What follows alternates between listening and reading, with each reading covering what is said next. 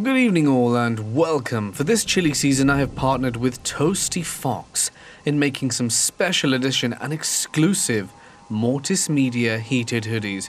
You just plug in a power source, select your heat setting and you're good to go. With a soft fleece interior and a wool exterior, the double lining will keep you nice and toasty through any weather. I actually got the first ever one of these and it has been a godsend in these frigid temperatures. The first 15 people will also get free shipping to anywhere in the world, so check it out in the description. But for now, it's time to get comfortable and let the darkness take control. I saw a shadow person walk through my kitchen, and at the time didn't take it too seriously. I was freaked out, but reasoned it away, and thought I was seeing things and kind of forgot about it. About a month later, my friend visiting also saw it, and described it to me exactly in the same place as my kitchen. Same height, body shape. It really freaked us out. A few other house guests saw him over the course of my stay in that apartment, in which many other unexplainable things happened. The one thing that stands out, though, is the story with the keys. I lived in this apartment for 2 years while I finished my undergrad, and I often went home to see family. On one trip, I told my dear friend John he could feel free to use my house, stay there or just watch TV to get away from his controlling family that he still lived with. I gave him my keys and asked him to be sure not to lose them, as I had already lost the spares. So he and 3 of our good friends go up there for the weekend to my house. The first day they get there, John asked the group to help him remember to get the keys and lock up after they were done having movie night.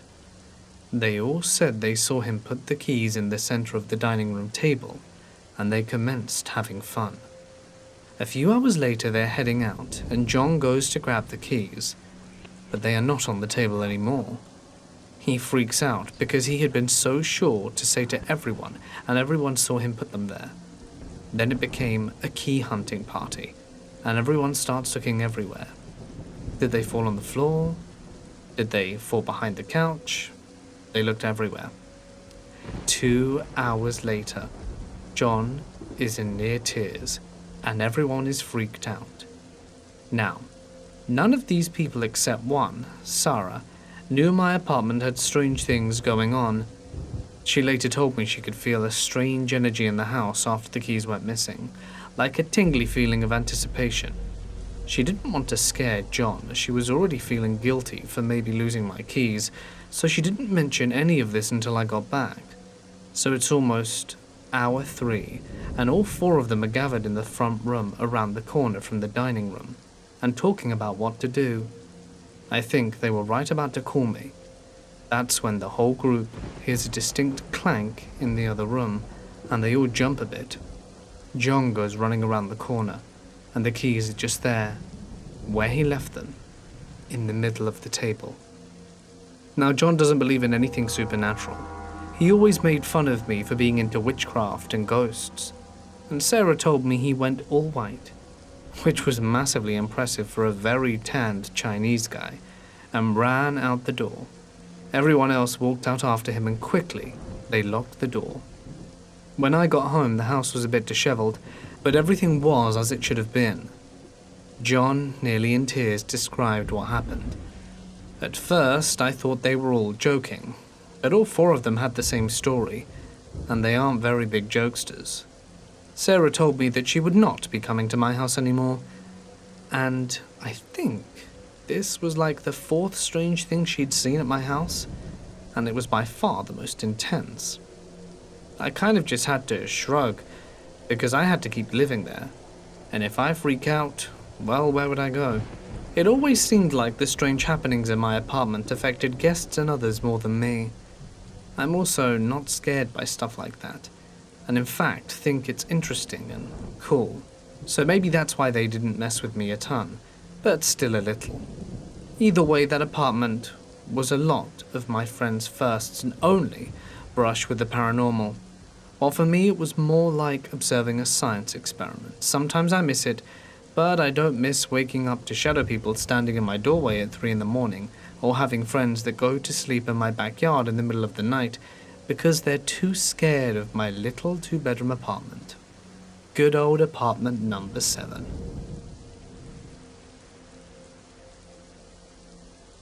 A little backstory in order for all of this to make a bit more sense. I used to live in New York City in a tiny apartment full of 6 other people and me, so 7 in total. We dubbed ourselves the team. I was the youngest at 19 and was treated like all little sisters, as everyone else was 26 to 35. I'm also pretty tiny, standing at 5'2", and not even 115 pounds soaking wet. This particular instance involved my giant 6'5" weightlifter roommate from Africa that I called Moo. During the summer, I worked at a little hole-in-the-wall coffee shop on the Upper East Side. Contrary to popular belief, the highest crime rate was the Upper East Side. I would close on a few nights out the week with another worker that absolutely hated my guts called Fatima. I only agreed to close on the night she worked the late shift because I got to bring home the bagels that wouldn't sell and would give these out, otherwise they'd be thrown away. On my walk home, which was about a 30-minute walk, I would give a bag of bagels to a nice homeless man. I called him Bagel Guy, and he called me Coffee Girl. And now is where the story begins. Earlier in the day that I closed with my coworker Fatima, a man had come in and ordered coffee, which isn't unusual in itself because I worked in a coffee shop. What made him stand out was that I had never seen him before, and neither had my coworkers. The coffee shop was one of those places with regulars that would have their orders being made the second they stepped into the door, and everyone knew them by name or at least recognized them. I brushed it off as maybe he was exploring or had recently moved into the area, but as the line steadily shrunk, I was noticing that he was staring bullets at me. At first, I wasn't too worried. After all, I lived in New York City, and there was an overtly fair amount of awkward and unusual characters. Only this guy was blatantly staring bullets at me, to the point where I could feel his eyes on me when I turned around to grab people's orders. When it was his turn to order, I mentioned that I hadn't seen him in the shop before, and he replied that he had stopped in because he saw me at the window. Okay. Again, it's New York City, people do weird stuff. He ordered, he paid, but he kept hanging around the counter trying to get my attention and to speak to me. I politely told him that I was busy and that he'd need to grab a seat or clear out because I needed to work. Mind you, this place was literally like a closet. The only people that would ever sit at the 2.5 tables we had were the guy that cleaned and ran our pickups, or one of the 3 people that had been coming to the shop since the dawn of time itself. This strange guy hung around nearly all day, sometimes outside or at the table when a seat was available, but he was never out of sight for more than 30 to 45 minutes. I was starting to get weirded out at this point that I voluntarily talked to Fatima, even though she despised me. So much so to the point she'd yell at me in front of customers and complain loudly to the managers about me. I told her the weird guy had been bugging me all day, and didn't listen when I told him that I couldn't just loiter. Fatima didn't care. When closing time came around, we would usually be done around 11:30 to midnight. I was tasked with going to grab our little sign and bench that we had outside. So I go out, and guess who's there? That's right, the weirdo. I tell him that we are closing, and that I needed to bring the bench inside. He gets off the bench and walks off. I watch him turn the corner at the end of the street, but I'm still weirded out. I mention it to Fatima and ask her if she'd stay with me because I wanted my roommate Moo to come and get me. But she doesn't care. I grab my bags of leftover bagels, and she locks up and gets out of there towards one of the subway stations uptown. My apartment was downtown, so I couldn't have walked with her anyway. As I'm walking, I can't shake the feeling that I'm being followed, and decided to turn quickly and without warning to see if I am. Turns out I was. Every time I'd turn around, this guy would quickly try to hide in a doorway like the stereotypical creeper in a movie, doubling back, switching avenues, and trying to lose him by hiding in groups of people didn't help. I know many people are gonna think, why didn't I call someone? You see, my hands were full, and I was trying not to triple panic. Remember Bagel Guy? This is where he makes an appearance. I'd always be bringing him bagels and we'd have a chat. I finally reach where Bagel Guy usually is and say hi and hand him his share of the bagels. I tell him that I'm being followed and tell him that he's hiding badly in a doorway. Bagel Guy sees the creep and tells me to stay where I am and to call someone. Moo was the only person I could reach. I had acted like my phone rang and was kind of talking in shorthand to him about the creep and that I was with Bagel Guy. Moo was still a ways downtown, but said that he was hurrying, and I asked Bagel Guy if he'd walk with me to meet my roommate because I was scared out of my mind, and he agreed and said it was no problem. We start our walk downtown towards my roommate, and the whole time the creeper is still following. He's even doing the whole horribly fail at trying to hide shtick, but he's getting closer and closer every time we turn to look. But there's still no sign of Moo and I want to cry. Finally, we see a beast of a man just barreling towards us and I immediately recognize it as Moo. I guess he had seen the guy following me and now Bagel Guy, because Moo doesn't stop as he reaches us, he just kept on running. Bagel Guy and I decide to jog towards where Moo was heading, and I was glad I did.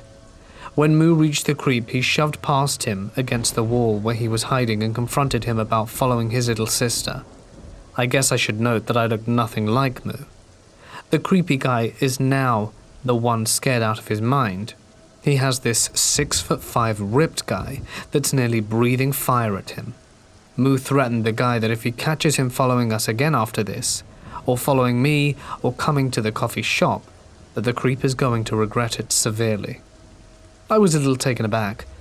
Moo is a giant teddy bear, but he's not someone you want to be on the bad side of. After Moo was done scaring the guy, he thanked Bagel Guy many times for watching out for me, and hoped he enjoyed his bagels. Then Moo and I got home. Unfortunately, I was never bothered by that creep again. This happened around October, so not too long ago, and it's undoubtedly one of the most terrifying things that has ever happened in my life. To give you some background info, I live in a rather secluded home with my 21-year-old half-sister Cindy, since neither of us have parents. Anyway, we literally have 20 outdoor cats freely roaming the property, except Jasper, Cindy's big Maine Coon tabby, who she spoils the heck out of, and probably loved more than most people. Honestly, I can't say I blamed her for that. Jasper loved to cuddle, was friendly to everyone, and he usually would greet us outside when I came home from school. As far as cats come, Jasper sure was one of a kind. This will be relevant for a little later. Due to a severe outbreak of COVID in my area, my school forced us to transfer to virtual learning until further notice, unlike a lot of other kids. I don't mind online learning. Because of this, my connection is so bad I can't even access Google Meets. I get out of participating in the live stream and simply just do my homework. So anyway, when Cindy found out we were switching to online, she immediately told me that she wanted me to go to work with her and I could do my schoolwork there. When I asked her why she wanted me to go with her, she proceeds to tell me that she doesn't feel safe with me being here home alone all day. This baffled me because during the summer, I was left home alone the entire freaking day while she was at work. It was never a problem. I was a bit suspicious, but decided it was best to not pitch up an argument. Maybe she was just lonely and didn't want to admit it. So that was that. My sister works 3 different jobs depending on the shifts she picks up, and the last job of the day is either the dealership or the local Japanese restaurant. So I had to sit in a booth or a chair somewhere in the corner doing my homework while my sister went on her own doing her little tasks. It sucked, yes, and I was still inwardly fuming at the fact why I couldn't have just done all this at home. And I eventually found that out. I was sitting in a booth with my MacBook finishing up an assignment that I had been procrastinating on when a guy walked through the front entrance. He, at first, appeared to be a pretty normal dude, so I initially didn't pay much mind to him. But when he sat down at the bar and kept trying to talk to my sister, who blatantly showed little interest in speaking to him, was when I couldn't tear my attention away. As I mentioned prior, my sister is 21, and I couldn't really tell because half of his face was obscured by a mask, but this dude had to be at least in his 30s, so it's no surprise she wasn't interested. But as this continued to escalate, I literally had to plug my nose in order to suppress my laughter. Could this guy seriously not take a hint? I felt a twinge of sympathy for my sister, though it's never fun dealing with some douchebag who's relentless. Finally, when Cindy's shift ended, she seemed happier than ever to get the hell out of there. Being the younger sister, of course, I teased her about it and said something along the lines of, "So, who's the guy you were talking to?" And she literally cringed as though she was caused physical pain. Cindy went on to tell me that the guy had been coming to visit her at work for some time. He had introduced himself as Chandler and claimed that he lived relatively close to us. My sister was dubious about that though, because the only person that lives near us is our neighbor Doris, a woman in her 60s. After that, we headed back home, but what she said had only brought more questions to the forefront. Why did Cindy want me to go to work with her? Was she scared of the guy coming to our house and doing something to me while she was away? The thoughts sent chills skittering down my spine. As we were driving back to the house, I ventured to ask Cindy what exactly this guy knows about her, and she said the only information she gave out was her first name and how old she was, and that she had a younger sister and stuff about the cats, but had never given him so much as a hint as where we lived. And I have to admit, it made me feel quite queasy. But perhaps could have just been a neighbor we'd never met.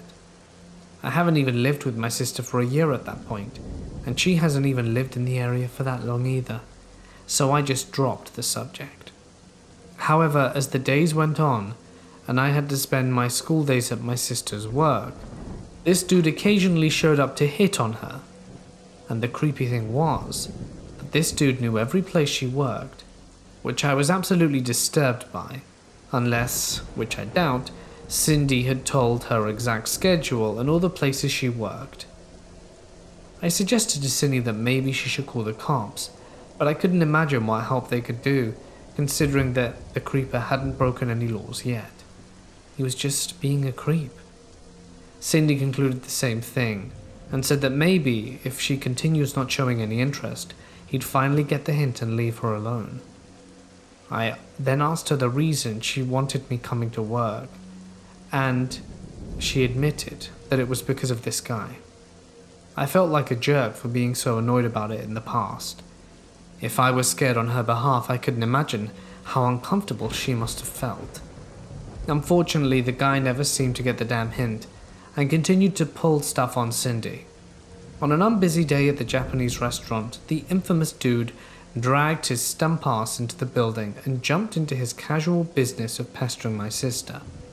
And about the 1300th time of politely turning him down, Cindy finally snapped, and made a huge scene of going absolutely crazy on the guy, shouting at him that she was not interested and to just leave her alone and to never bother her again. Humiliated, the dude slipped out of the restaurant, leaving my sister seething in his wake. And if I'm being honest, I've never seen my sister go off like that on anyone, not even my misbehaving ass. Cindy began to full out slobber into her co-worker's shoulder after that, and everyone there was wondering what the hell happened. I couldn't blame them. I just really hoped the dude was done with this creepy shenanigan stuff. But boy was I wrong. After everything went down, he stopped coming to my sister's work, and seemed to quit bothering her altogether. She thought her outburst was what finally did the trick, and we wouldn't have to deal with the freak anymore, but she still wanted me coming to work just to be safe. And, if I'm going to be truthful, I was actually okay with that. Strangely, as the creepless week progressed, something was going on with Jasper. He was throwing up and having some sort of diarrhea, and just seemed overall too exhausted to move. Cindy, of course, was extremely worried and stated that the poor cat must have gotten into poison or ate something weird outside. She scheduled an appointment to take Jasper to the vet, but unfortunately, Jasper had passed away before then. and to say the least, Cindy was absolutely heartbroken. She really loved that cat, and losing an important pet can sometimes hurt as much as losing another person. I went through the same situation in my former home with an animal I was close to. After several dismissal hours of my sister wailing like a toddler and clutching her cat to her chest, she told me that we were going to bury Jasper out back.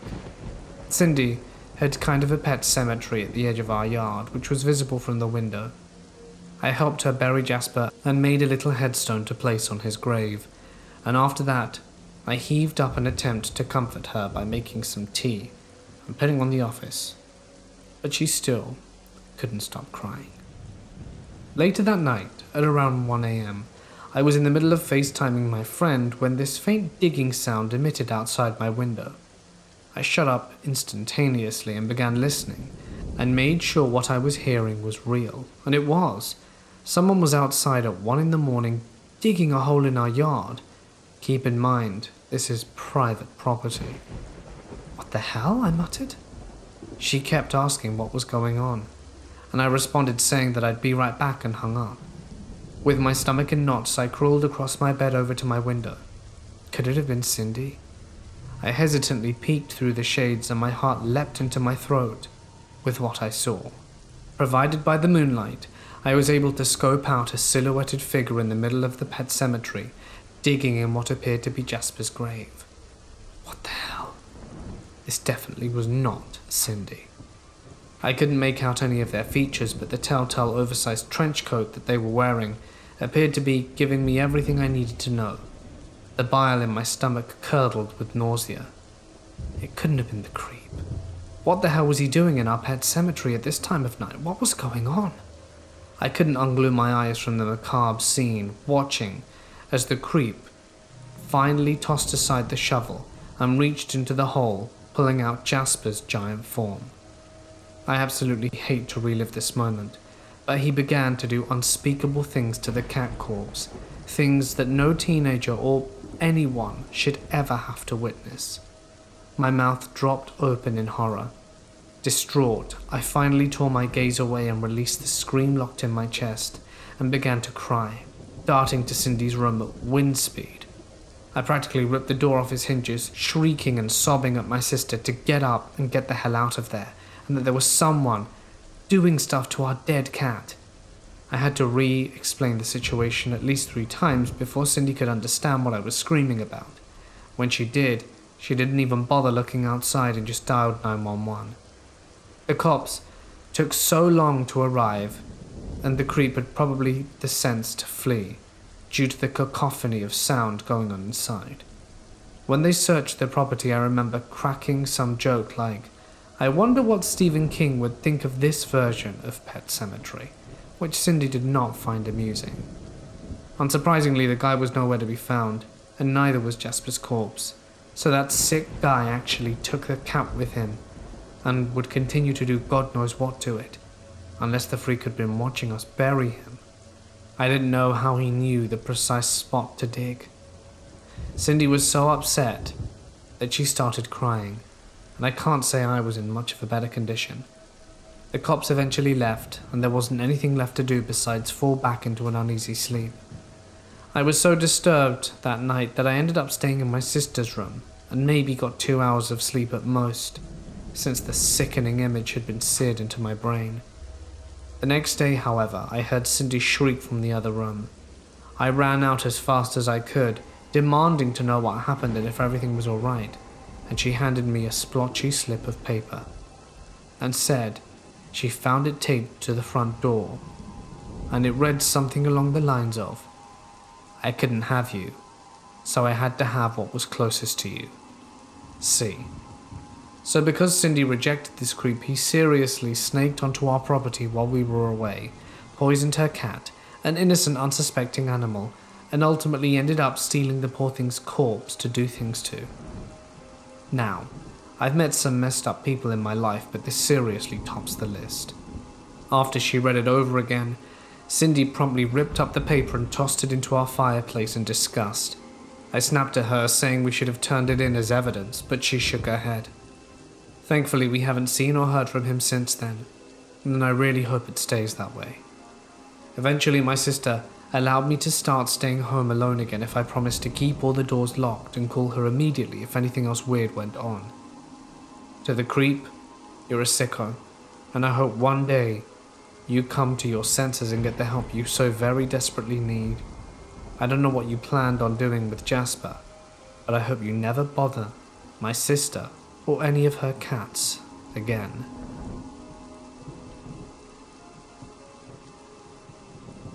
This happened 19 years ago, when I was 19, and just moved into my first real house with roommates that I picked. We decided to head to Walmart to pick up some house things and whatnot. 6 of us go. It's myself plus 4 female roommates and one roommate's boyfriend called Daniel. We head to Walmart in my 98 Bronco 2, Jesus, the most badass vehicle to ever vehicle. We get there and start shopping in a perfectly normal fashion. I mean, we're being loud and obnoxious young adults, but that's normal. Now, for the story's sake, I need to let you know that I am a talker. I talk to everyone. I compliment strangers, say hello if we make eye contact while walking, that sort of thing. I will not say that I do not know a stranger because I am terribly shy when I'm alone, but when in a group, I am very outgoing and friendly, and that was my mistake this evening. We're 2 hours in, and we pass this dude probably our age, but no one can really tell. As I glance up, we make eye contact, so I feel obligated to say hello, and we all go about our merry way. Only, he went about our merry way. We are in this store for a solid 45 minutes, haven't even gotten halfway through, and he crosses our paths again. He walks up to me with his head down, like with his chin to his chest, sticks out his hand and says, "Here," then rushes away. It's his phone number. Aw man, that's super sweet. I feel bad having no intention of calling him, but it was a sweet gesture, or so I thought. It had now been the better part of 2 hours, going down every aisle discussing as adults what we do or do not need. We thought we were so grown. Let's discuss whether these trash bags are cost efficient before buying them in a group, all huddled up like adults do, and we cross paths with him once more. He stops in the middle of the aisle and just stares at us as we pass. I'm a little weirded out, and so is Daniel, the roomie's boyfriend, and he grabs my hand and starts acting like he's my boyfriend. The guy proceeds to follow us through the remainder of our journey. We get to the checkout. There are 5 girls, each with a full cart. Poor cashier. I know she was just done. And we see him 4 lanes away checking out with a soda. Daniel is getting uneasy and pissed off, so he grabs my waist and loudly shouts, "Let's go, babe," or some stuff like that. And we walk out. He walks out with us. We get to my car and begin loading things, and this guy goes to his car and just sits there staring. Daniel is now standing near the back of the car with a rubber mallet just smacking it into his hand like he's a mobster, thinking it would make the guy leave. But it did not. We finish loading and pile in to head out. I turn my vehicle on, and the dude's vehicle starts as well. We pull out and head home normally until Daniel, who's been watching these headlights like a hawk, says, "Don't go home. Drive to the police station or a firehouse or something. That guy's been behind us since we left Walmart." All 5 of the 19-year-old girls he's in the car with start freaking out. The dude stays with us until we turn into a fire station, and he kept going, and we sat in the parking lot for a good 20 minutes to half hour looking to see if he'd come back. He didn't, and we head home. This event is why I haven't been back to Walmart since. I still talk to random strangers though. I can't help it. I really like people. But to the Walmart creep, let's not meet again.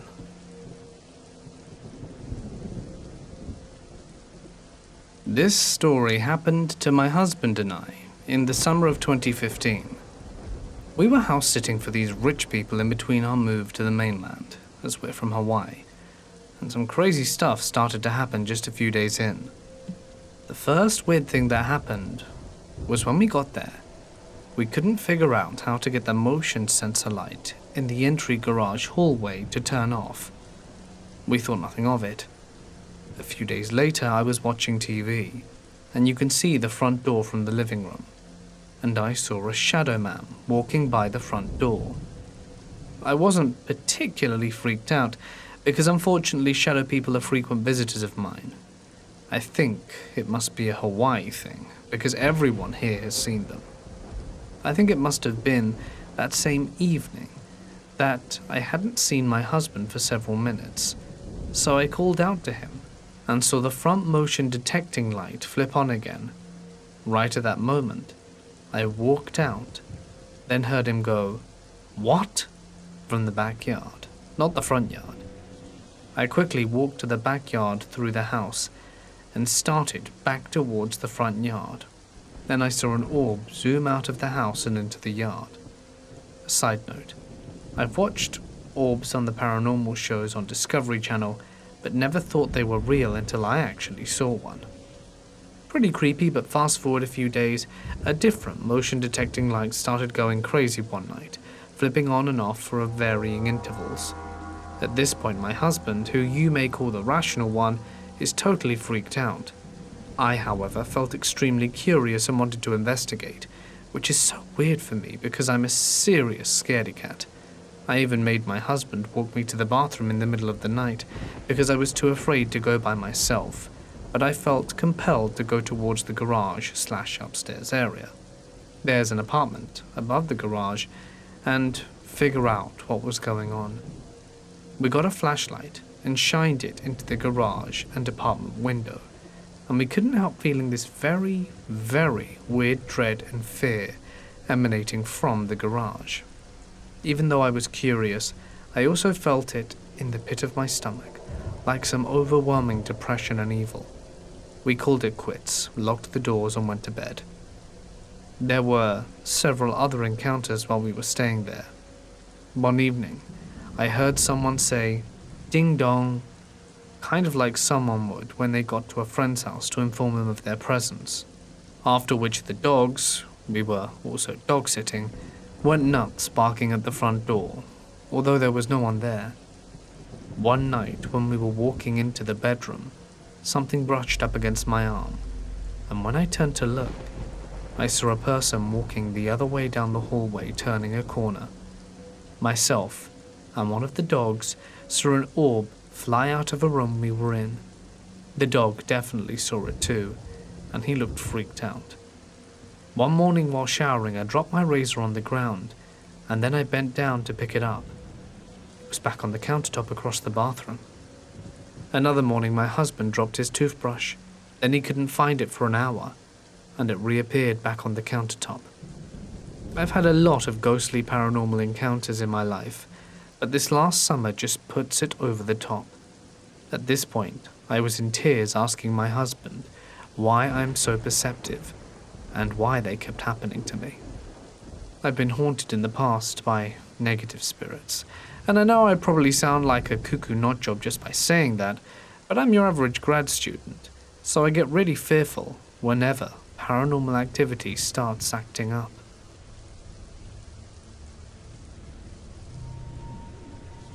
Where I live is a small town, Brentwood, California, not where O.J. Simpson had his puzzling trial. We have an area code and around 50,000 residents, so you could say I lived in a small town. You kind of know everyone here. The mom of 3 you just saw in Ultra is now at Safeway. That's how small we are. But this is about my old crossing guard from my middle and high school. Middle school was about 4 years ago, and the crossing guard was always very weird. Now, I didn't walk home, but every morning and every evening, he was there yelling at kids to not cross. My mother and I looked over one day to find him scratching his nether regions around the children. Then, soon after, his whole head and face was shaved. Before, he had all his hair, even a mustache. You could say that he looked like Ron Swanson from Parks and Recreation. Just seemed odd, and I'm not one to judge people. People are people. We all have a special little thing about ourselves. But then he was gone, out of nowhere. He was gone by 8th grade year, which was still middle school where I live, and I was kind of relieved though. He kept getting weirder until he left. I'm now a sophomore in junior high school and saw him today at the Safeway Starbucks. Nothing odd really, just a small town, but it's just odd. I ordered a regular coffee for my mother and a frappe for myself, and while waiting for my drink, he stared me down. I'm 15 years old, 5 foot, curvy, and get a lot of looks. I look older than I really am, got up quick to fill the coffee with some cream, and I could see him looking at my ass in the glass wall they had. He didn't take his eyes off me until I turned around to look. So I'm waiting for my frappe and he gets up and shouts while looking at me. I jumped in my seat from fear, and he goes to ask for more ice at the pickup area and they politely declined, as he had asked before. I know you're thinking, this doesn't seem right, but then I see my drink is ready and I go to grab it. He's still waiting there even though they said no, and I grab a straw and walk away to tell my mum who's getting groceries. She remembers him all too well and wasn't surprised by the events that had happened. We walk around still, and soon leave after about an hour and he's still there. As we pull out of the parking lot, there he is staring at my mother and I, very focused on us, and my mother looks over after a few seconds, and then looks away whistling. This guy might just be a simple middle-aged man, but it takes a lot to get me creeped out, but he was able to do it. I hope I never encounter him again. He really freaked me out.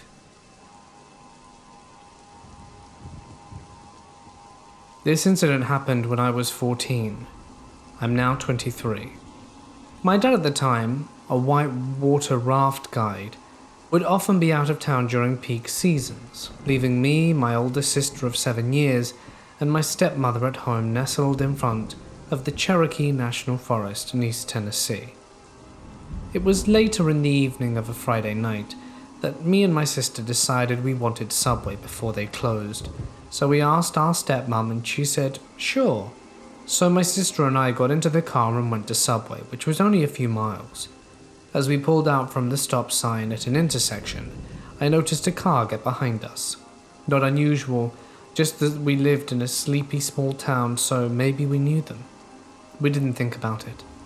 We arrive at Subway, which is in a shabby shopping center where an old white grocery store that was right beside of the restaurant. It's dark at this point, and the car pulls into the dark, unlit parking lot where a lot of local high schoolers hang out. I quickly thought it was just another teen hanging out, but I was wrong. We finish our order and leave with our food in our hands, when I notice the car's headlights flick as we're opening our car doors.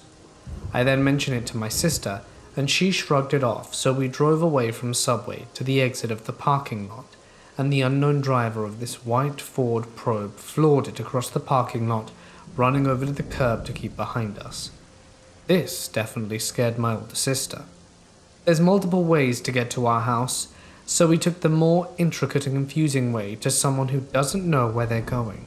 We were scared and just wanted to get home. The vehicle kept up with us until a few turns before our neighborhood. As I mentioned before, we lived on the top of a hill, and the forest was behind us, but in front of us were 3 streets, forming a valley-like structure. We get closer to our house, and since we lost the follower, we figured we were being paranoid. We get to our driveway and walk inside and kind of jokingly tell our story to our stepmom. And in the midst of it, we see headlights from a car in front of the house. My sister looks out the window. It's the white Probe. We're scared at this point, because this person either was very aware of where we lived, or was a neighbor that we weren't aware of. They sit outside the house for what seems like a really long time, and before my stepmom gets her phone to call my father to ask if he would have any idea who this was, they drive off, which is odd. We sit and eat our food uncomfortably but try to shake it off. And we see the old vehicle outside again 4 more times. Later, when my father called, he wasn't sure who it was, but assured us we were okay, and that we had firearms in the house. We lived in a safe neighborhood, and that's all he could say through the phone in Florida. Maybe it was someone who was lost, or thought they knew my sister. We didn't know. My stepmom had to work the next day. Since it was the weekend, my sister and I slept in late, and awoke at around 11 AM, and decided to play some video games.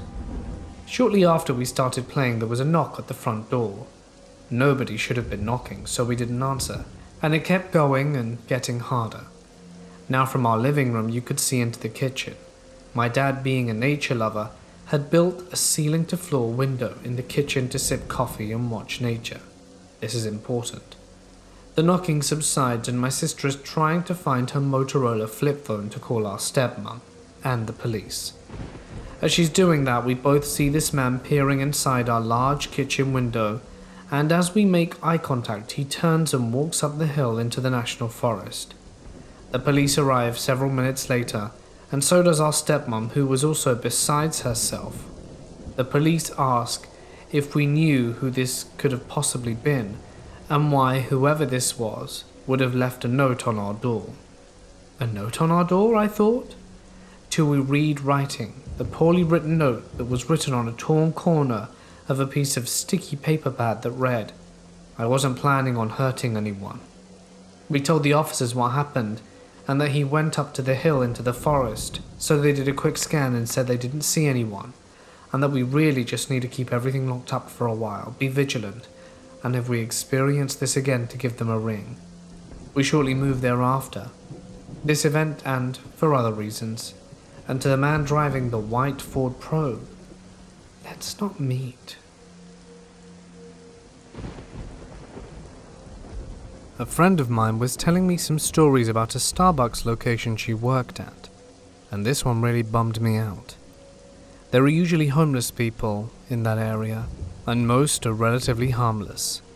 She and her co-workers noticed a grisly-looking man hovering around, and soon saw that he had a hunting knife in his belt, but that's legal in my state. I believe this is what got the cops called, but at some point during the encounter he borrowed an employee's phone and went to the bathroom. He then returned the phone and leaves. The employee checks the bathroom expecting to find needles or something, but also expecting to find drugs stashed somewhere, which happens apparently. Checking under the sink and inside a PVC pipe, she finds an SD card, plugs it in, and it is completely full of porn. I'm told they noped out of there immediately and called the police, so the details aren't known. I shared it here, but can't stop imagining the terrible underground network of people using dead drops to trade what has to be horrifying and almost certainly inappropriate sexual material, i.e. underage, in broad daylight. When I was 16, my friends and I had an apartment in the building his parents owned. It was an old building in Chicago that had tunnels that Al Capone and Company had built, that his dad blocked off. We used the roof as a place to go to smoke cigarettes. You had to get through the attic to get there though. There were no lights, so the only lights we had were from our terrible brick and flip phones. One day, my friend Manny and I were going up to smoke, and I told Manny I needed to go to the toilet. So, I did that in the apartment. When I was done, I went up and felt like there was someone there. It was pretty common for us to mess with each other, so I said, "Manny, I know it's you, quick messing around." And I followed this shadow figure thinking it was him. I yelled, "Stop playing, I know it's you," as I followed. Then I heard from downstairs Manny say, "What?" I was terrified. I had just followed him to a corner. I ran back downstairs and asked if he was there. He was talking to his girlfriend at the time, and I told him I didn't want to go upstairs. I know what I saw. People always tried to say, "Maybe the shadow was your own." That is not possible, because I owned at the time a Motorola flip phone, and I was only holding that in front of me. I saw a shadow person, and I know others have too. This happened a year ago, when we were on a mall having a good time. But there was about 7 of us. 6 of us were 14 and 1 of them 13. These details will be important for later. Many of my friends had started to leave. I was alone with the 13-year-old that was a relatively new friend. It was getting late and almost 10, and because of this we decided to go grab a coffee. So we went to grab one as we waited for our parents. Well, we're not the only ones. The Starbucks was still full of people. I said to her to just stay outside and there were some tables where we could sit. The line was slow and the coffees were ready in 15 minutes. They were understaffed because the place was about to close. I go outside and see a grown man, who seemed overweight, in the same table almost touching my friend. She was quite uncomfortable with the situation. I'm not very tall, but I'm a bit overweight, with a lot of my weight concentrated on my legs. He was still a fair bit taller than me. As I approached, we engaged in conversation. "Who are you?" "I'm her boyfriend." The guy then laughed in a way that made my blood boil. "How can you be interested in something like him? He's a kid. You need an adult." Now, I'm gonna be honest. This really pissed me off. I wouldn't say I'm handsome, 4 out of 10 perhaps, but she stood up and backed away from him, and told him to leave her alone. I couldn't comprehend why this guy was coming after her. She was so visibly underage. Then a barista came out of Starbucks and just stared at us. I felt confident in that moment to give him a really stern kick to the balls as he was distracted, and then we legged it to the parking lot to wait for our parents there instead. We became closer friends after that. She's been through some stuff, but it still annoys me that these older creeps really think that they're gonna get lucky with a 13-year-old girl. I mean, how perverse can you be?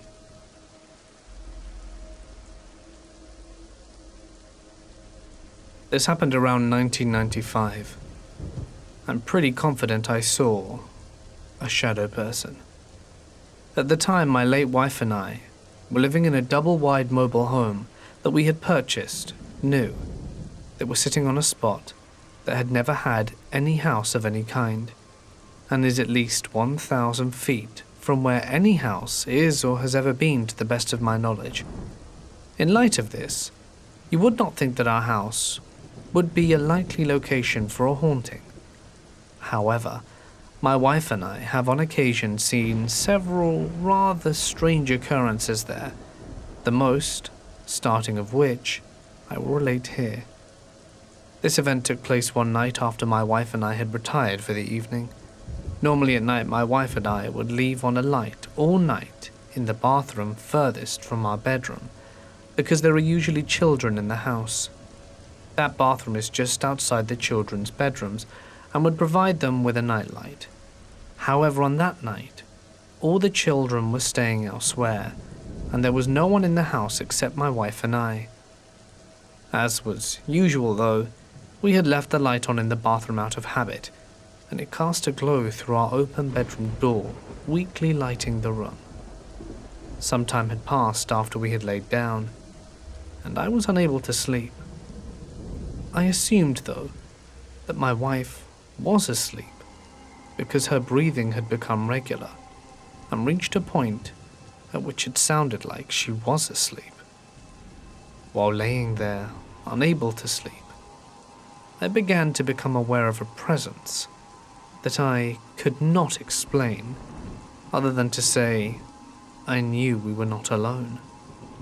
I was laying there, trying to convince myself that it was only my imagination, when suddenly and silently a figure moved in through our bedroom door and proceeded parallel to our bed in a smooth, gliding motion. Then, rounding the corner of our bed, and took up a fixed position at the foot of it. Strangely, I seemed to be acutely aware that this entity was conscious of us and was intently watching us while I was laying there watching it. The entity can best be described as something that had the appearance of black smoke or a shadow. However, it was more material than either of these, but less material than a real person. The strangest thing about this whole situation was my complete lack of fear. Although I was acutely aware that some being had entered our room, and there was no doubt in my mind that it was absolutely not of this earth, at least not as we perceived it, it did not seem to arouse any fear response in me. I would say it aroused a feeling that would fit somewhere between creepy and curiosity, especially considering the fact that I was sure it was as aware of me as I was of it. After some time, I had almost convinced myself that I was imagining it, due to my drowsy condition and the dim light. Suddenly I realized that my wife was no longer breathing like she was asleep. Her breathing had become almost silent. Speaking in a calm voice, I said, "Honey, you awake?" She replied, "Yes." So I added, "Do you, see anything?" I was expecting her reply to be something along the lines of, "What do you mean?" But instead, and much to my surprise, she said, "You mean that thing standing at the foot of the bed?" When she said this, I did finally become somewhat nervous, and we both then began to pray. We lay there for about 10 minutes, softly saying prayers, and then it was gone. But it didn't just disappear. Over a period of about 20 seconds, it became less solid, like smoke clearing, and our perception of its presence became weaker and weaker, until it just wasn't there anymore, almost as if it never had been. Nothing like this has ever happened since, and the only evidence that it did happen at all are my memories of it. A few weeks ago, I was in Walmart with my gran. We were walking around and shopping for stuff, your normal Saturday morning errand run.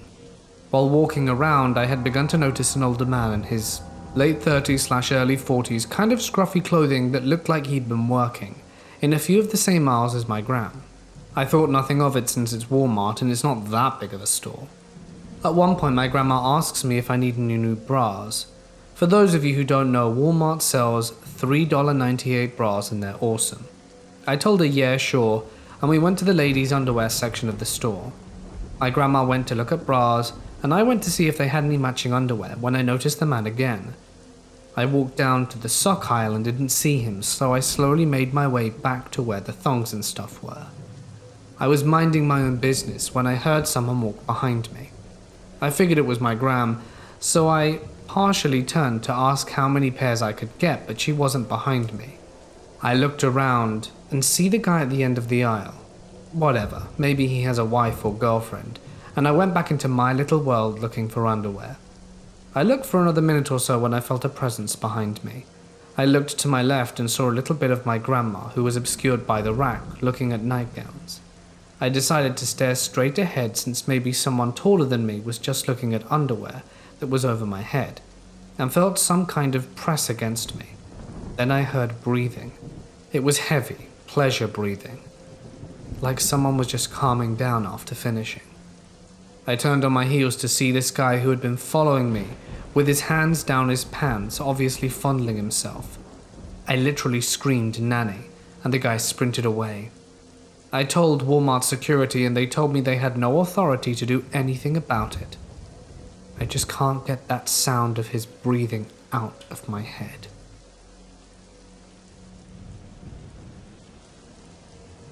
I moved a lot growing up. By the time freshman year of high school came around, I had moved 7 or so times and was about a year and a half into my most recent move. I had found a pretty close group of friends in middle school and we all went to high school together. I met him through one of those close friends. They were in a band together, and even though he was almost 4 years older than us, we welcomed him into our group. Sam was easily twice my size, tall and heavy-set, and originally kind of intimidating, although I was never afraid of large men before him. Lesson learned. I kind of had a bad home life, and I spent as much time as I could at school, sometimes hanging around the school campus until 6 or 7 at night with this friend group. 3 of us lived in the same direction and we would walk the half-hour trip together until our paths split. One slightly colder evening, Sam offered to walk me home since the others had already left. I just thought he was being a gentleman. He mentioned something from a previous move where he lived in California, where he didn't walk a friend home and something horrible happened. He left it at that, and I let him walk me home. We got a lot closer after that, and bonded over both living in California and exchanged numbers.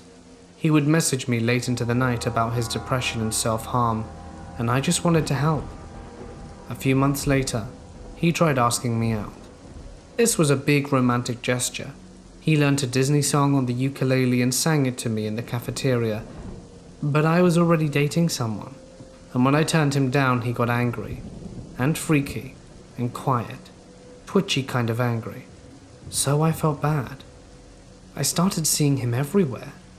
We were still friends, we still hung out in our groups, but I would pass him on the streets, walking somewhere, and a few minutes later, I'd see that he had changed direction and start following me.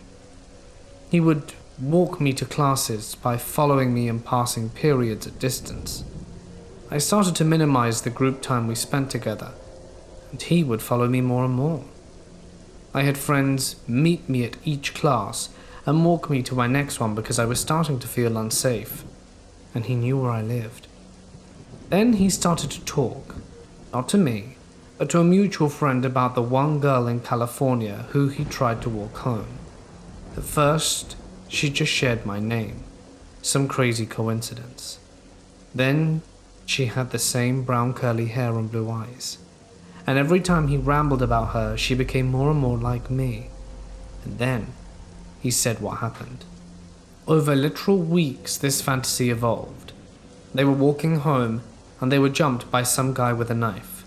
It was a robbery gone wrong on her birthday, January 24th, which happened to be mine as well. She died horribly, and he couldn't react in time. She bled out in his arms. Sarah, who has brown, curly hair with blue eyes, shares my name, my birthday, and sounds just like me, bled out in his arms.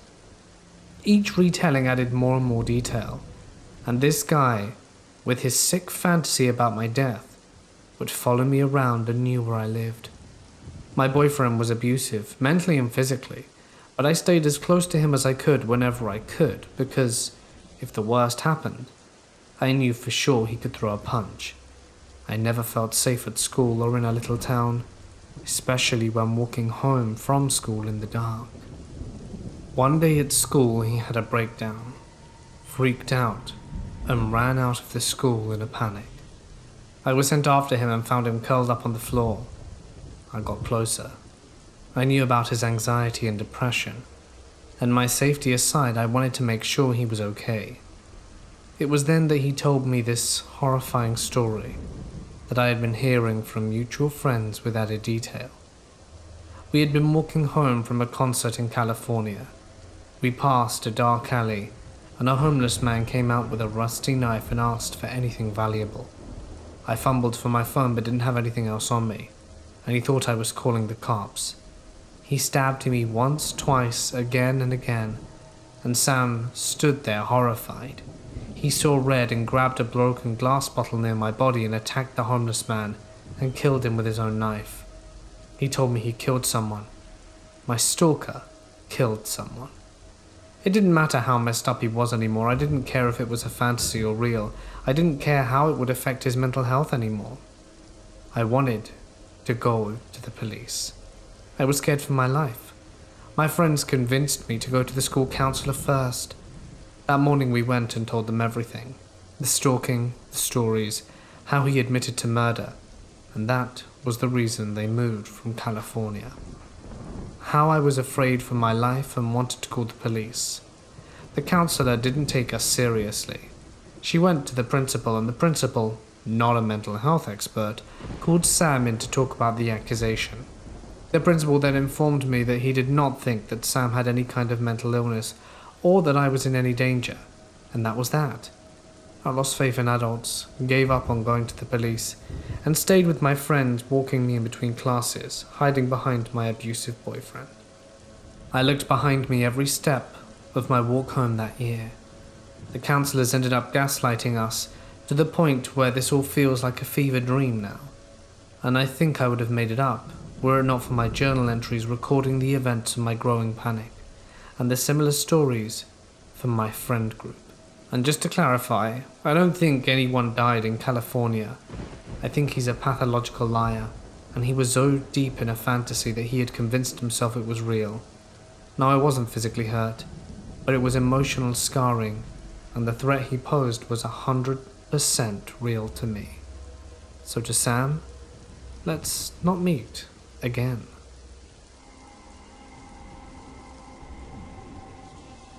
About a year ago, I decided to make an impromptu journey to Poland in search of relatives I'd never met, but had only heard of via my ancestry research and an American cousin who reached out to me.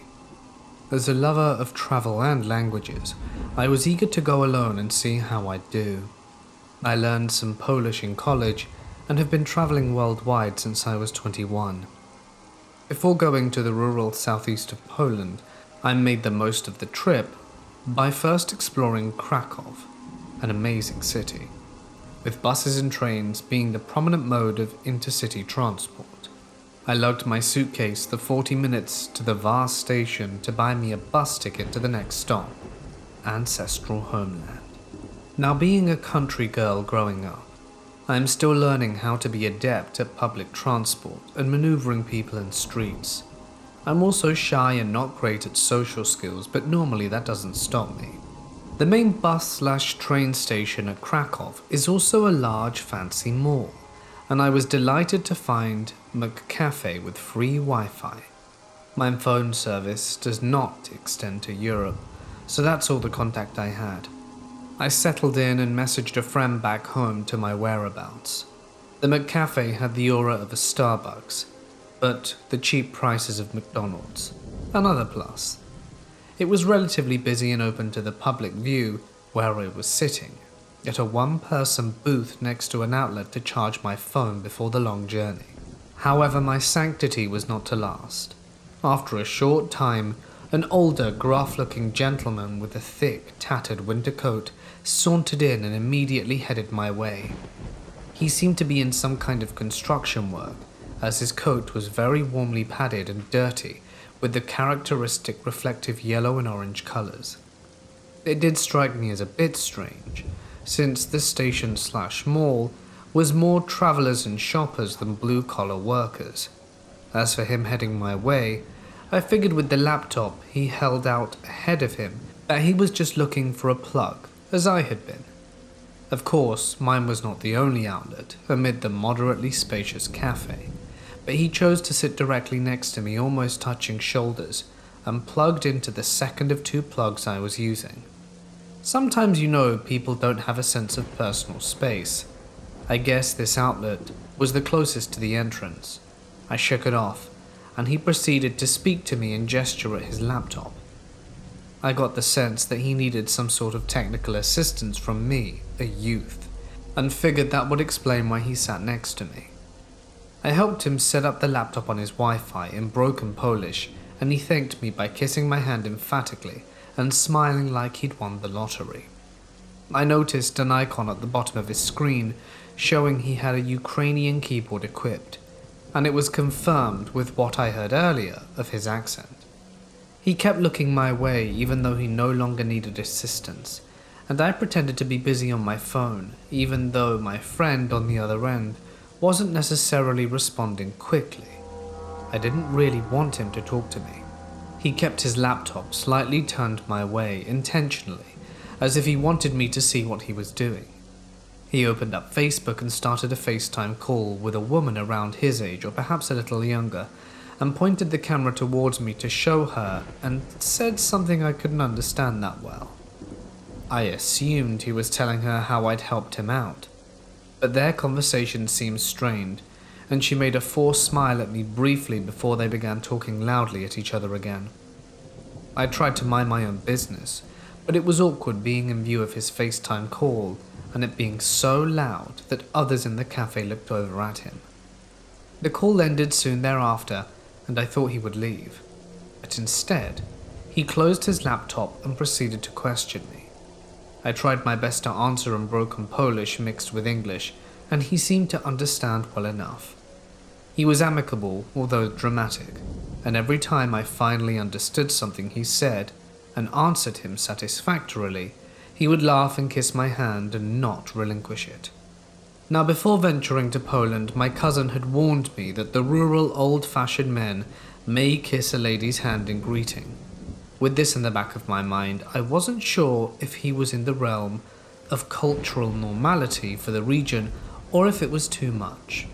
Being the socially awkward person that I am, I decided to let it go, especially considering I'd been traveling alone for 2 weeks at that point. I supposed some human-to-human interaction would not be totally unwelcome. However, his questions, despite the friendly smile he posed them with, were increasingly invasive, since he seemed, again, to not be one for respecting personal space. I chalked it up to him being too friendly, but innocent enough. He asked why I was here, and where I was from, and going to, what my phone number was, and if I needed something later in my travels, that he could return the favor I gave to him.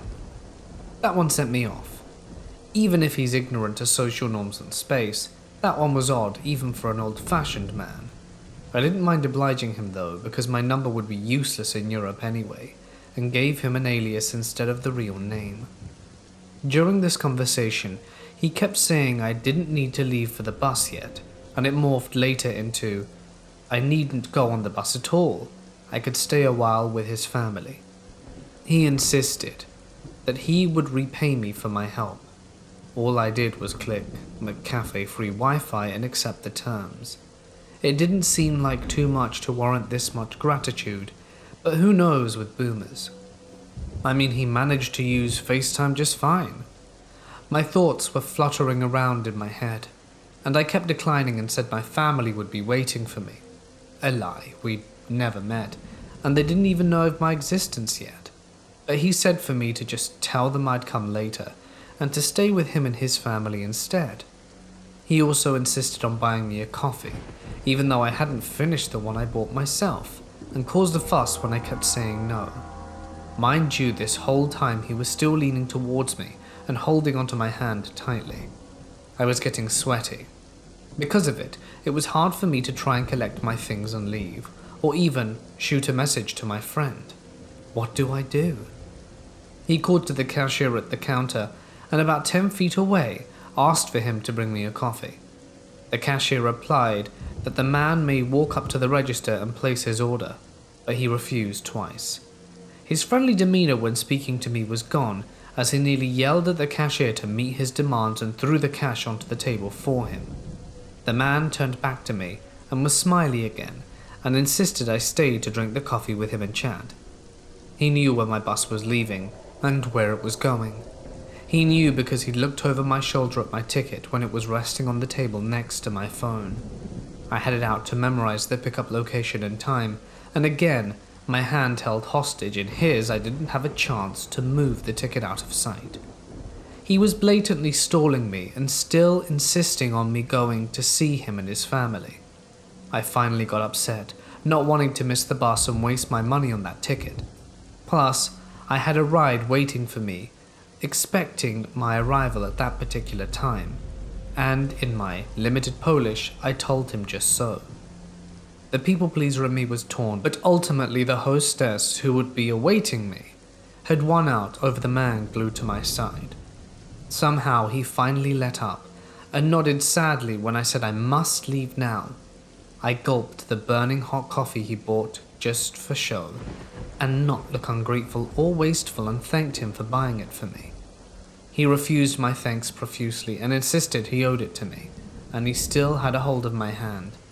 He kissed it again and again, holding it like lowly servants do in the cartoons to the lovely princess they're indebted to. I put up with it once more with the hope that it would soon be over. He pulled me closer as he did this and reached down my shoulders like he wanted a hug goodbye, and I put up with this too, despite all his rude insistence. It still felt like he was overly friendly, perhaps lonely, and felt bad just walking away. His sudden jerk of my arm, closer to him, slid me along the booth, closer to him, and he hugged me tightly. He kissed my cheek. Ugh.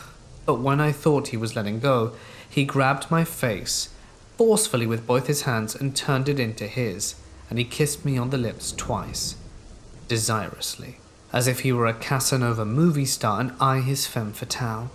It was disgusting, and he did it in full view of the other customers sitting across the way.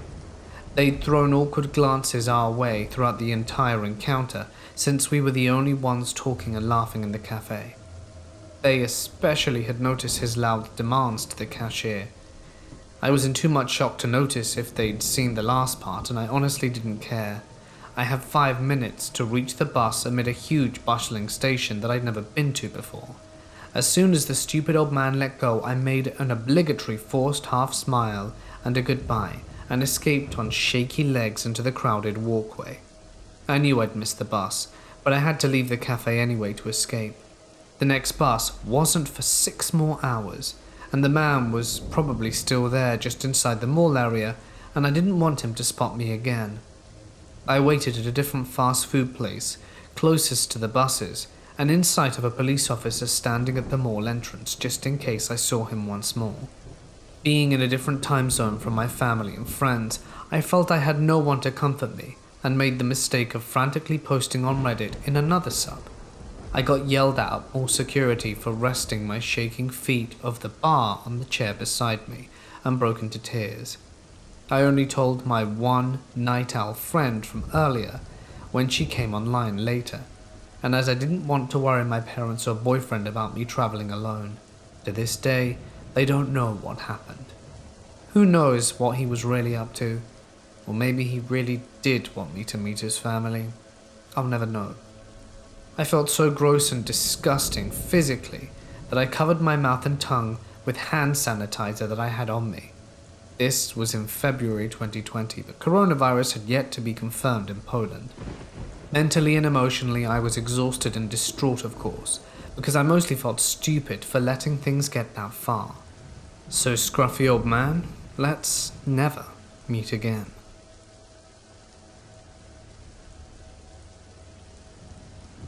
I saw a shadow person once. I didn't know that's what it was called until much later though. I was living in a house in Laguna Beach that had been there since the 1920s. In its history, it had been a speakeasy, a brothel, and a house for smuggling illegal immigrants. One day my new wife and I were having an argument. I can't even recall what it was about. She walked down the block to get a cup of coffee and cool off, and I was alone in the house. The way the place was built was incredibly haphazard. There was a bedroom and living room on one side. On the other side of the bathroom was a hallway that had windows in one side and 2 bedrooms on the other. From my bedroom I could look across the hall into the bathroom, then through the bathroom and down the other hall. I was standing at my dresser, and I just noticed movement from the corner of my eye. And looking down, there was, and honest to God, this gives me goosebumps just typing it out 17 years later, a black figure. It was maybe 3 feet tall, and it was only vaguely humanoid. It looked like black scribbles, like someone had scribbled a human shape, but the scribbles moved like electricity arcing. That's the best way I can describe it. There was no sound to accompany as far as I remember. I distinctly remember when I saw it I wasn't afraid, simply confused. Then it noticed me looking at it. I can't say it turned around, it just focused on me. And then I was scared. I didn't move, I didn't scream, nothing. I was just frozen. Because it came at me, it rushed down the hall towards me. I have no idea what it intended, but as soon as it entered the bathroom, the door closest to me just slammed shut of its own accord. Then I screamed.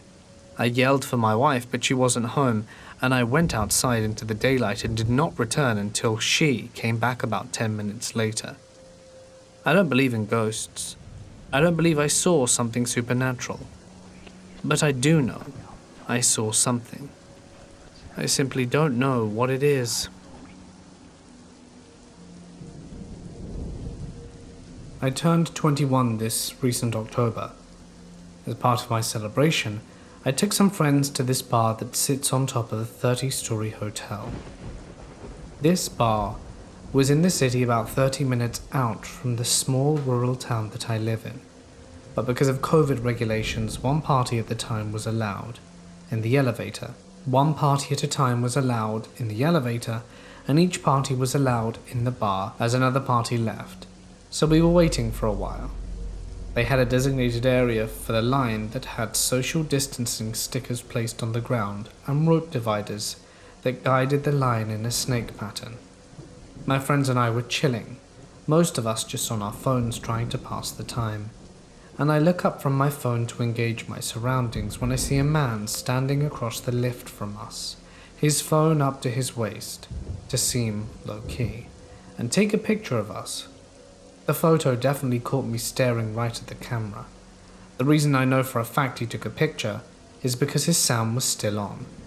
I immediately looked to my girlfriend to see if she saw what I saw, but she was on her phone. I then look over to my other side to see my friend Oliver death glaring the guy who took our picture. For visuals, this guy was probably in his mid to late 30s, around 5'8", and built like a thumb, short and stout. He had a mask so I couldn't see his face, but the mask had rhinestones on it. It was clearly trying to spell something out, but I couldn't read it. Oliver then looked over at me, and I gave him a look saying that I saw the same thing. We then texted in the group chat and went down and everyone looked over at the guy. I think we were all waiting for one of us to speak up and say something about it, but no one did. One of the guys in our group, a 6'3", 250-pound football player, not someone to mess with, later said he saw the guy take a photo and he was tempted to say something but didn't want to cause a scene and potentially get us kicked. Very thoughtful of him. But I would also like to have seen an arse-whipping go down personally. The guy then got a call on his phone and walked away. Even when we were in the bar, I would occasionally look around to see if the guy made it up, but I never saw him after that. No one made a big deal about it, other than Oliver and I. I know my friends didn't see, but come on. How can you not ask a million questions right now? Is this man a perv, part of a human trafficking ring, or just scoping us out? FBI? Why would anyone want to be watching a bunch of college students? The point I'm making is that there are plenty of unanswered questions. Well, anyway, the next day I made plans with my girlfriend and Oliver to hang out. We were hungover from the night before, so I decided to head to McDonald's, whose hash browns have saved my life numerous times. We were in the drive-thru when a car pulls up behind us. Oliver looks in the rearview mirror and starts freaking. He says he didn't want to alarm anyone, but it was the man from yesterday. I look back, and it's him. I didn't see his face because of the mask the first time, and believe it or not, there are a lot of short, bald men that roam around these cornfields. I didn't want to believe it, so I said, yeah, it probably could be, maybe not though. I mean, what are the odds that we see the same man we saw yesterday in the city, in the middle of nowhere? Well, the odds were low but not improbable. The man pulled his car from the drive-thru, parked, got out the car, and put on a mask with rhinestones on it and walked into the McDonald's. As he was walking over, he clearly tried to look into the car, at us, and even walked too close for comfort, but Oliver had tinted windows. I mean, you can still see him, but you've got to focus really hard.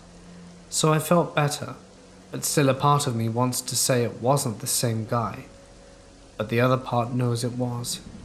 About a week after the McDonald's incident, Oliver needed a ride to his buddy's house to pick up a TV he bought from him. Oliver's car had broken down, and he was driving on a flat tire for months, and he had no bumper at the time. So I offered to give him a ride because he's my best bud, and it's how I got into this situation. I park on the street across from the house. Oliver gets out and goes in while I stay in the car.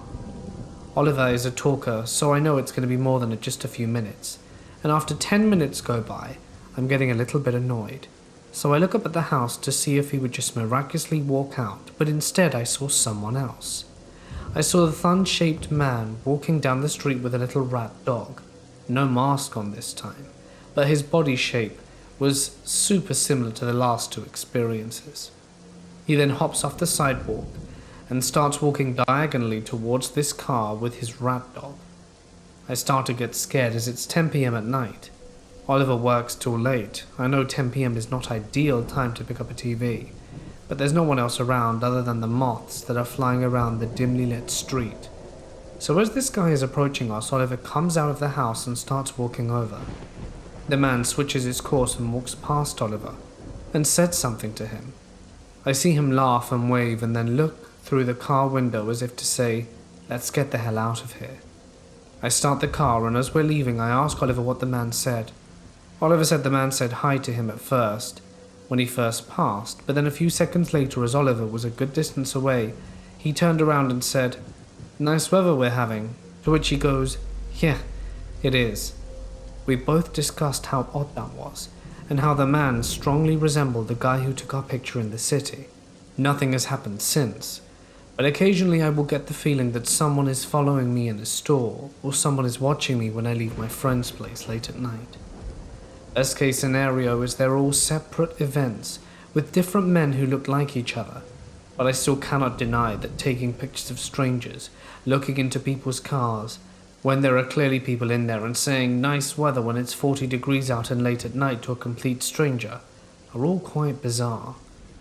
I'm not sure what to make of it. Hopefully someone can give me some insight into what we're dealing with, because I'm feeling a little paranoid.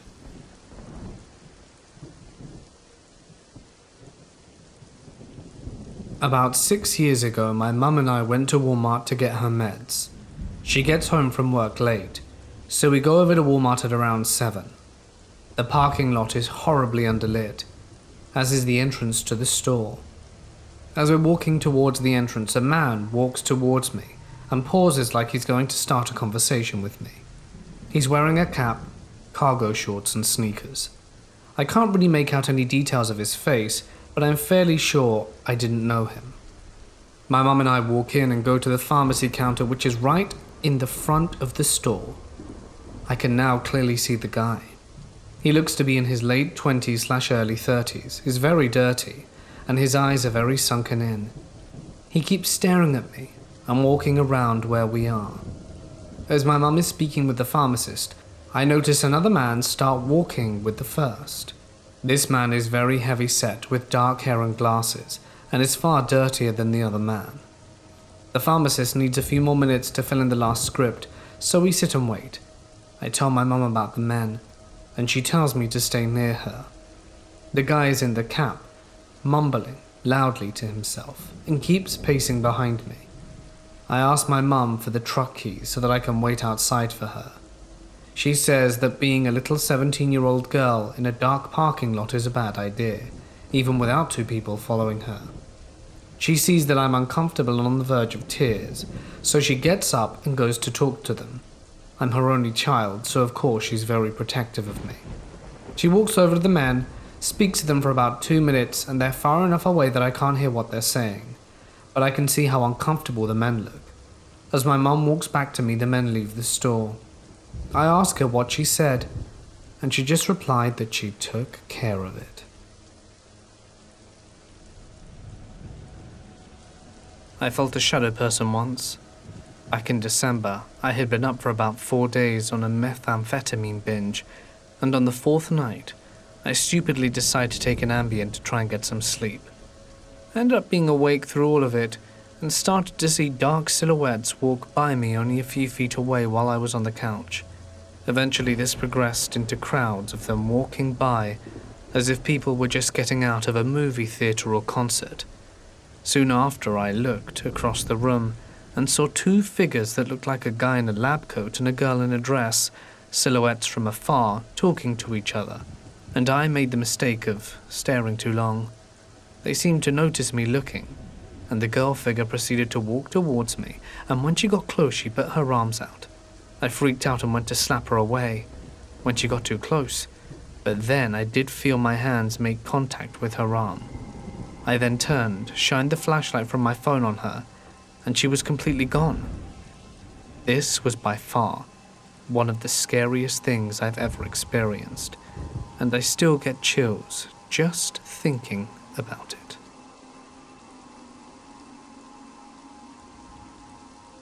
And took a new position as a high school librarian.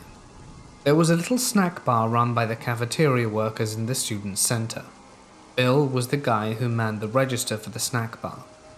He was a short man in his late 50s, always had a smile for anyone who came to visit, and he really loved it when the adults of the building came by to get food or drinks, and would start a conversation with anyone who would stop to talk. He seemed sad and lonely. Over the first few months of stopping by there for my morning tea, he would always ask me questions. I was in a serious relationship at the time, and had been with my partner for 6 years, and we had a child together. He seemed genuinely interested in getting to know me. I never got any weird vibes from him. He seemed like a sweet father/grandfather type figure.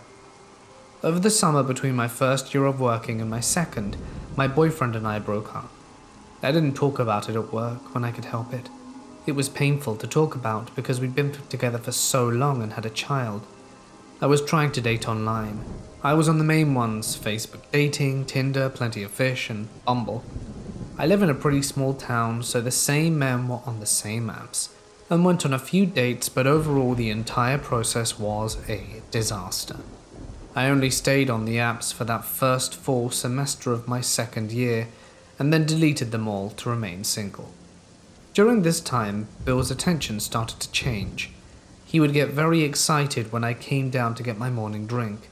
He knew about my breakup and would ask me how dating was going. I didn't recall telling him I was single, but I assumed that I must have let it slip at some point in conversation.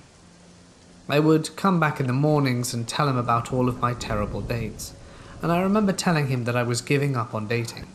He tried to hold my hand and comfort me, but I immediately jerked my hand off, and I told him I was fine with my life and that I wasn't going to date again until I was happy with just myself. Each morning that I went back, I noticed that he kept trying to find excuses to touch me. I had hair on my clothes, or that he needed to fix the alignment of my jacket, and I started to get creeped out by his attention. I stopped going down to get drinks and told him I didn't have the time in the morning anymore because the library was getting more kids needing me to check out books before school started. Since I wasn't coming down to see him, he started coming down to see me, and it started by just bringing me tea. If I wasn't at my desk, he would leave it for me to find. At first I didn't mind too much. Things just appeared, and I didn't have to fake a smile when he was near. After a few weeks, it stopped being just tea. He started to bring me food too. "We just got a shipment of oranges," he said. "I picked out the best ones for you. I know how much you like them." The gifts became bigger and bigger, until he was bringing me full meals from the cafeteria. I started trying to think how I could get this to stop while also being polite. I had to be nice, right? Over time, I couldn't even eat the food. I would just give it away or trash it the moment he left the room.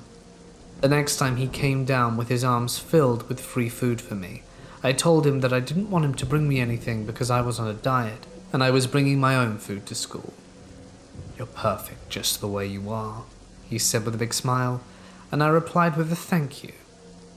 Why do I feel the need to be nice to creepy people? When he would come in and I wasn't at my desk, I would duck down and hide until he left. The students started to ask what was going on. I'm a grown woman, the person in charge of these students, and I'm hiding on the floor behind a stack of books to avoid talking to him. The students even said that they don't like him, and they had nicknamed him the Troll. It was such a fitting name. Over time, he understood that I didn't want any more food from him. I had a month of glorious silence with no visits, just awkward waves in the hallway if I passed, and my second year as a librarian ended.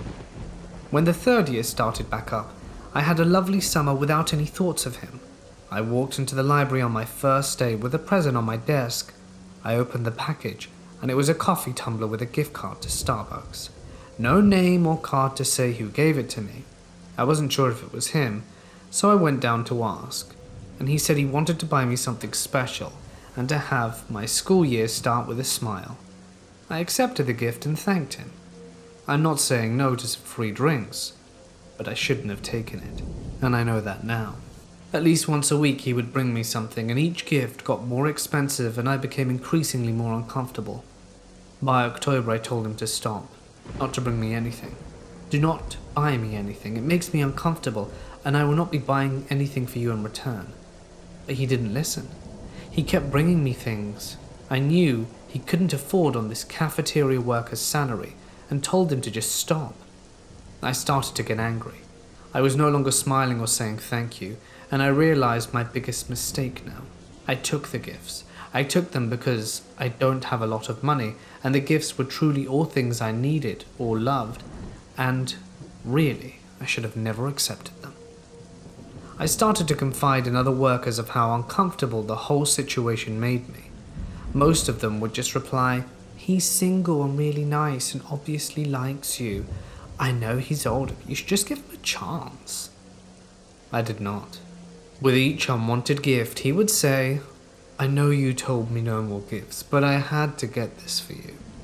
On Valentine's Day of my 3rd year working at this school, a giant gift basket was on my desk. I brought the entire thing back to him. I told him to take it back and that it was just too much. I guessed that it was about $150 for the entire thing. I told him to keep it. He said that if I took this, it would be the last gift, and he promised. I took it and made him repeat it again, that it was the final gift. I didn't get a chance to test this. By the next month, the entire country shut down for COVID, and I had to still be on campus to work despite all the students being remote. In April, he came to my desk with a goodbye gift.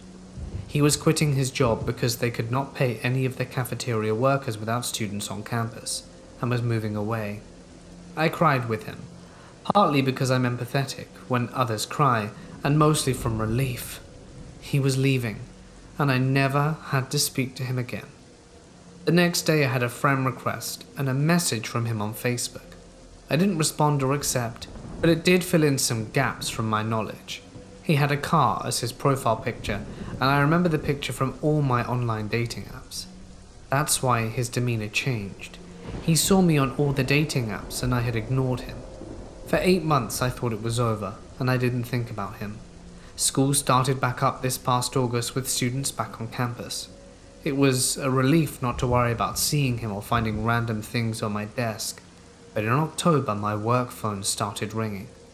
I was so busy I didn't answer, and the person called 5 times, and when I finally answered, thinking it was a very urgent parent, it was the creepy troll Bill. He had to talk to me. He was in love with me, and he spent every day thinking about me, and oh, by the way, he is married with grandchildren. Guess who's ready to leave his wife for me? Crazy troll Bill. He kept me on my work phone for 45 minutes and I listened. I was nice. In hindsight, I have no idea why I kept talking to him. I told him I wasn't interested in him in that way. He begged to be friends and I said fine. He asked me to accept his friend request and I did, and he tried messaging me the next day but I left it on read. 2 weeks later I get a message from the front office that a representative from the company needs to talk to me. I rarely get sales reps coming in person, especially after COVID, so I go up front and it's the troll in a suit, with large bags under his arms. The secretary thought he must have been a regular because she recognized him but couldn't place him where. He asks to come in and to talk to me, but with COVID and safety rules no one was allowed in. I go outside in the cold and speak to him. He explained he just wanted to drop off a few gifts for me, and proceeds to take out each item from the bag and tells me where he was and how it reminded him of me, and why I had to have it. He brought things for my kid, nowhere close to what he needs for his age, and I'm panicking, my stomach hurts, and I feel like I'm trapped, but outwardly I'm polite and nice. He asks to hold my hand while he reads the poem he wrote for me, but I refuse and move as far away as I can manage. The poem he reads references a picture of me. He has the picture printed out, and he said it's his favorite. And I'm 14 years old in the picture. How far back did he go on my Facebook? And this man used to work in our high school? I tell him again I don't want to have anything to do with him, and he says that that's okay, that he just needs to be near me, and that he'll take any attention that I was willing to give him, and he just needed to be in my life. He goes in for a hug, but I try to get away, and I'm trapped between a tree and a bench. With his height, his face is buried in my breast, and his hand tries to sneak under my shirt, and I can hear him try to smell my hair, and I'm instantly sick. I sent him a Facebook message the moment I'm back in school. This time, finally, I am not nice and tell him, no more gifts, period, none. This is a matter of consent, and I do not consent any more gifts. You say you care about me, but you do not respect my wishes. No more gifts. And after he responded and I was confident that he actually understood my words, I blocked him and changed the setting on my profile to make it harder to find. In November, a box arrived at the school, a subscription box that will be sent every month. There isn't a name who it's from, but I know who sent it. So I went to speak with the police on campus, but guess what? Not much they can do since I don't have proof that it's from Bill. I've called the company, but they cannot tell me who the account holder is, and the school is aware of the situation. They will hopefully remember him, if he ever tries to come back. The day before my birthday, he called my work phone 4 times. On my birthday, he called 5 more times, and I didn't answer. Yesterday, the second package arrived at the school with my name on it and the school address. I really hope this saga's over, but it might not be. I make sure I'm not followed when I leave work, but I do not have any clue what kind of car he drives. I have a special way I drive home now, where everything is single lanes, hopefully making it easier if I'm followed. I always check the caller ID before I answer my work phone, and I'm afraid of anyone who expresses an interest in me now because crushes are not cute anymore. I wait for more things to be delivered on campus, and I live in a constant state of panic because what if he meant it? What if he has to be a part of my life, whether I like it or not? So to Bill, the creepy troll, let's never meet again.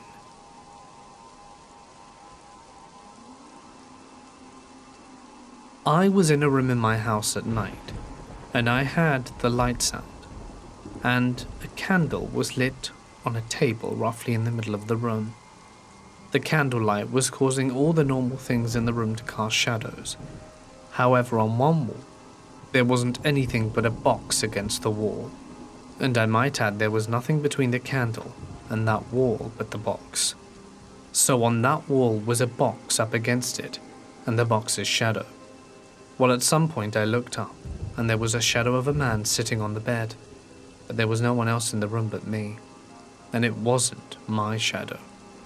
The shadow of the man was very clear. I blinked and rubbed my eyes. I even looked away several times, but when I slowly twisted my head back, it was still there motionless. It stayed for several minutes, and I was pretty much frozen in shock and fear. Eventually I looked over and it was just gone. Just the box, and its shadow remained. I'd like to add I was an extreme skeptic. I pretty much don't trust anybody's account of the paranormal. I did not believe in ghosts or shadow people. But since the incident, something's changed. Nothing short of seeing something for myself was ever going to make me a believer, and I never expected to have that encounter. Now I know for a fact these things exist.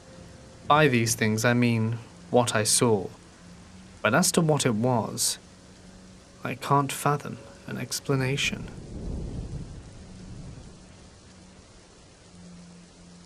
Okay, let me take you back to where this all started. I was around 15. I'm fairly skinny and look about 45 kilos. My actual weight is 58, but I did a lot of sport. I'm pretty short, which makes me look a little younger than I am, and it all started while my sports team was training at a place that was on the outer region of the city where I live.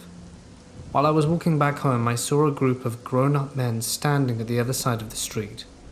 There were multiple people around, so I didn't really worry when one of them pulled out their phone and pointed it at me.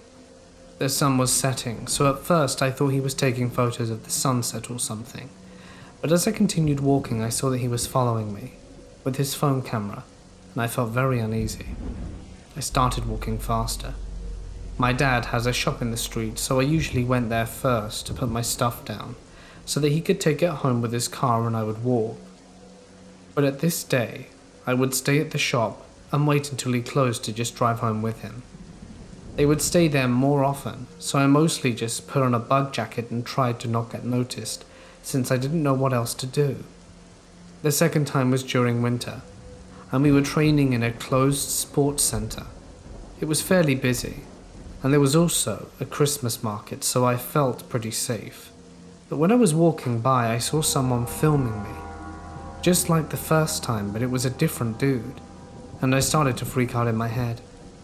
I was wearing one of these very big scarves, and I just pulled it up to my nose. This happened a few other times, and I walked different routes, or asked someone from my sports team if they could give me a lift, since they were going in the same direction. In spring after that, when I was going shopping for groceries, there was a weird old man standing at the register. I didn't think much of it, and thought that he was maybe waiting for his wife. He looked at least 60. I still had a weird feeling, but didn't think much of it. Then when I was at the register, the woman scanned my items, told me how much it was. As I paid, I felt something on one half of my face. He put his head right next to mine, and I didn't realize that before. I was shocked, but just took my items, the leftover money, and rushed out as fast as I could. I'm still horrified, and I'm watching my surroundings and the people around me way more. I just hope that this guy stops filming and following me. It's getting to the point where I'm starting to be disturbed.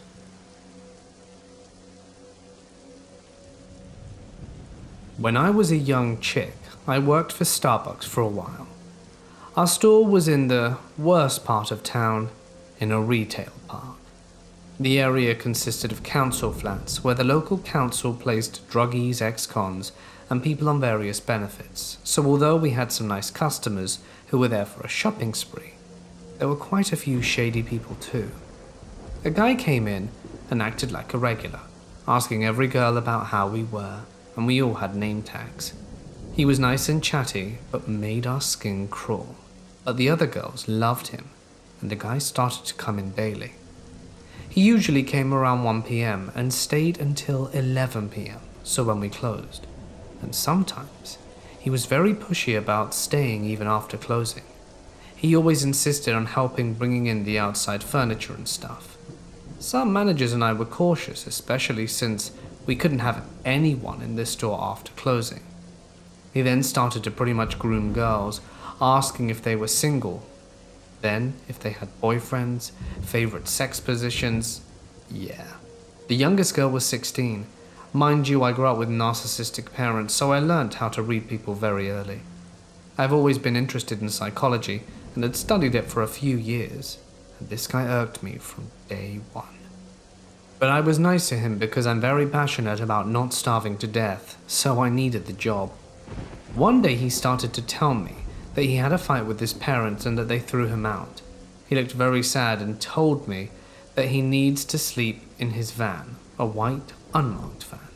However, since he knew I'm closing that day, he'd love to take me home with his car because it's not the nicest neighborhood. I almost laughed. This was such a textbook way to abduct young women.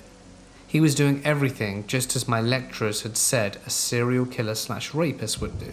Sadly for him, I'm not a normal girl. Thanks to my rather cruel upbringing, I scored extremely high on the psychopathy test. I'm psycho by nature, as I was informed. I'm not one though. I love cats. I just have to tell him no once without my fake smile for him to notice that I'm not prey.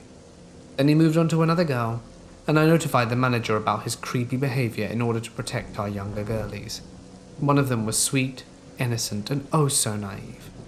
The creepy guy targeted her after my next few shifts, and my shift leader also laughed in his face. He told this young girl his sob story and expected empathy, which he got, and she agreed to be taken home by him, and she even offered him to sleep on her couch.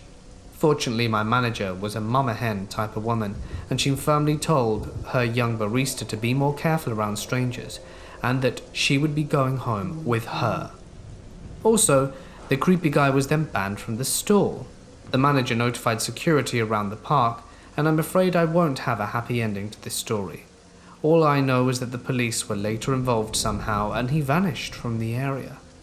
So whoever you are, creepy Starbucks guy, let's not meet again.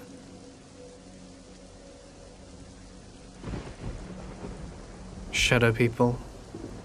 Everyone in my house sees them, and it's very weird. Everything started after my older brother's dream. In his room, there was a door next to a window, and both of them led outside. He always closed that door before sleeping. In his dream, 3 shadows were staring at him. They opened the door and entered the house. He felt very, very bad in the dream. And then he woke up, and the door was open.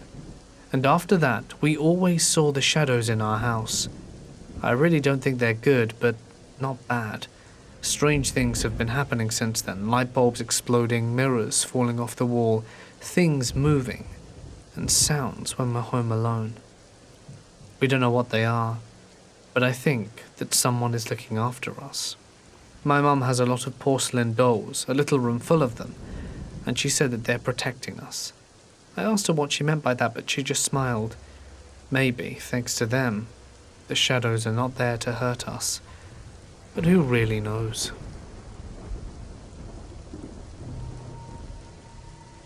In October of 2017, my stepfather Tank passed away.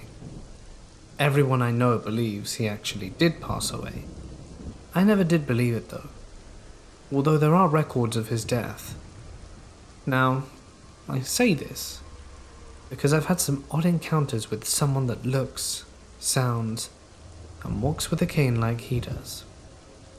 He stood at 6'1" and weighed roughly 260 pounds. He was 54 years old upon death and was a Hispanic Latino with a dark olive complexion and somewhat unruly facial hair. So in late October of 2017, he apparently passed away during an examination for an amputation he had about 6 months prior. This is all in a small town in northwest Pennsylvania. And 3 years after he had passed, I'd seen him around multiple times, and when I went to say, "Tank, is that you?" I'd get either no reply and looked blankly at, or just walked away from, as they turned pale as a ghost. It was from May of 2018 when the following events started to happen. At first, it was just a dream that I had where I saw him after he faked his death. This happened about 4 or 5 times in vivid detail. However, in October of 2018 is when I really started getting weirded out by suspicious activity. About this time, I started to see a 2005 candy apple red Ford Crown Victoria with slightly tinted windows stopping in front of my house at random hours of the day. These are the exact same details his car had that he was driving around in. But when it would stop, I would see someone that would resemble him exactly in the driver's seat. I would look at them, and they would turn their head to me and point in a style that I knew he did, that only me, my mother, and his cousin that lived in California knew. Thumb tucked in the closing fist on the left hand, index finger straight out, and pinky finger softly resting on his ring finger. He would only do this to me, his cousin, and my mother. It would signal that he wanted to privately talk with no one else around, so no one else would be able to know what he spoke about, and that everything said was meant between the person he was talking to and he, and that the conversation never existed. However, when this happened, I would walk to the car, but then Tank, or the person in question, would drive off, almost as if in a panic before I got close. This kept happening for about 5 months, when it just mysteriously stopped completely. And things became tame for a while. I thought it was all in my head, as if I was just missing him or perhaps something mental. But in June of 2019, I was out shopping for groceries with my housemate and his mother at the Walmart in our location. As we pulled in, there it was, that red Crown Victoria, pulled in 2 cars down from us shortly after we arrived. This time I wasn't the only one who saw it. About a minute later, we see what looks dead on exactly like Tank following us into the store and even grabbing a power card. This time I know I'm not mental. This was legit, because he even sounded and spoke like Tank talking to others and even employees. But he went to the automotive section of the store, which was his favorite place to go when he was alive. We hurried away to the food aisle, and quietly talked about what happened and couldn't figure out what was going on. We ultimately left with only a few things because we were on a tight schedule that day, and when we left his car was still there. We started to see him periodically from time to time, but wouldn't talk to him because we were just busy with what we were doing. One day though, things were different. It was just me and my housemate. We got our shopping down, and he was in the same checkout line as us. And right in front of us, I finally grew the nerve and said, "Hey Tank, is that you?" And my only response was a man looking back at me in the eye. He turned a bit pale and told the guy to hurry up and print his receipt, and even pulled out a 50 and told the cashier to keep the change and took off his stuff and hurried out the store. From that day onwards, about 3 times a week, the same Crown Victoria rolls up to our house sometime after dark, with its lights on, and I even get calls on my cell phone to an ID that reads "Caller PA." When I answer it, all I get is light breathing. I always look out the window while on the phone, and whomever it is flashes the lights. I always head out to see what's up when I do, and my housemate comes with me, and the person drives off in a hurry while my phone just keeps giving me the rapid beeps as if I was hung up on. I tried to call back the last time, and it doesn't ring. I only get beeping sounds. In the past month, I've seen this man and his cane around the house of my home, and even once inside it, but his back was turned when I saw him. While out of eyeshot, whomever this person is ran downstairs and out the house as I took pursuit. When I got outside, with the only door leading into the house was wide open on my broken-tipped machete. There was no one, just eerie silence. I went back in and locked the house, and my housemate was in with me and followed me, but didn't know what that was, and he asked how they got in. I'm actually kind of scared, and the police will not investigate because I don't have any evidence, and they already have copies of his death records on file, and said I must be hallucinating from either stress or depression. But if that were the case, how did 4 others see him at the same time? I don't even know what's going on here. I can't be mental. Did my stepfather really fake his own death and is stalking me? Or is this something else entirely?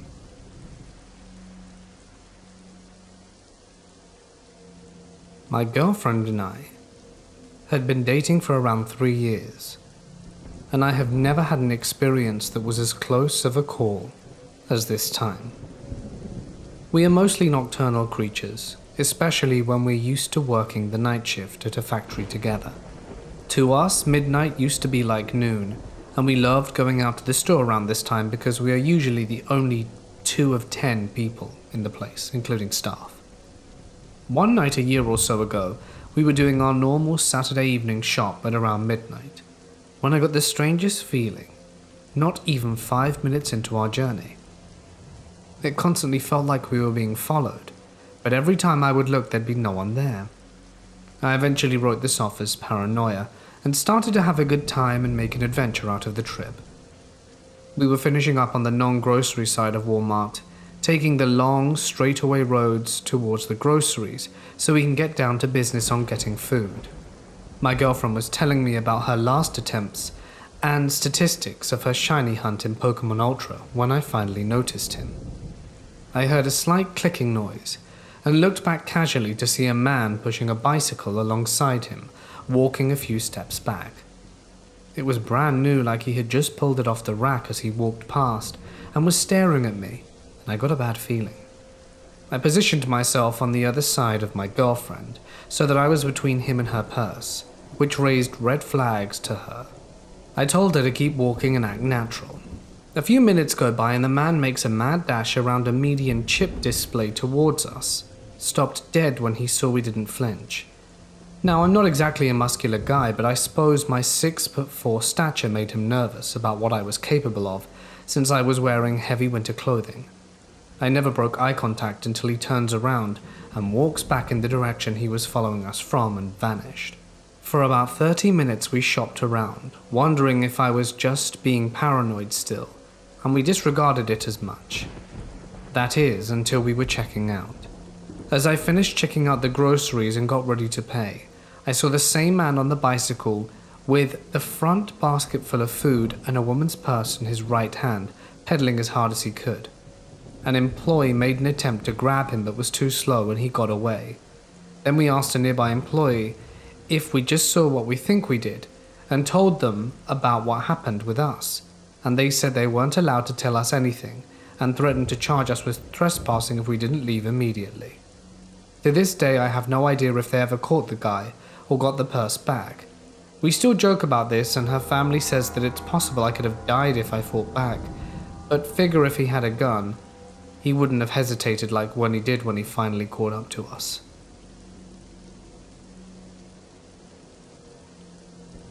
Once upon a time, I worked at Starbucks.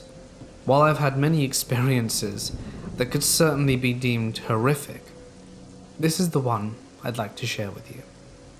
When this happened, I was an assistant manager, so I often worked the front register. For a little context, I'm a religious person and wear a James Avery necklace across my neck. On this particular day, I was working the front when a customer I'd never seen came in. No biggie. We obviously saw all kind of folks. This guy was older, probably mid-60s or so, wearing a blue polo, shorts, and flip-flops. He looked normal. I'm a very customer service-oriented person, so I'd always chat up my customers, and this was no different. As he's about to walk away, he points to my necklace and says, "What's that? Some kind of pagan symbol?" "Oh, it's a filigree cross, and it has my life verse on the back." He nods understandingly and in approval and goes, "Now, you know there's only one version of the Bible that's worth a damn, right? Which one is it?" I know what he's getting at, although I'm annoyed at him being crass, so I say, "I guess you're referring to the King James version." He nods in approval, reaches out to shake my hand, and I have no problem shaking hands or anything like that. So I shake his hand and he pats it into a nice to meet you kind of way. And before I know what's happening, he raises my hand to his mouth. I thought he was going to kiss it, which would be customary for his age. No. He makes eye contact with me and proceeds to full-on lick my hand. I am so stunned and disgusted I don't even know what to say, and after what feels like an eternity, he drops my hand and saunters off to get his coffee. I let my partners know via the headset what happened, and that I was going to be in the back for a while, washing my hand and vomiting. We were all dumbfounded and couldn't believe what happened. You know what's funny? Usually when I told this story, at least one person would ask, "Did you have caramel on your hand and something?" Like that would make it acceptable. Anyway, Mr. Licky, let's never meet.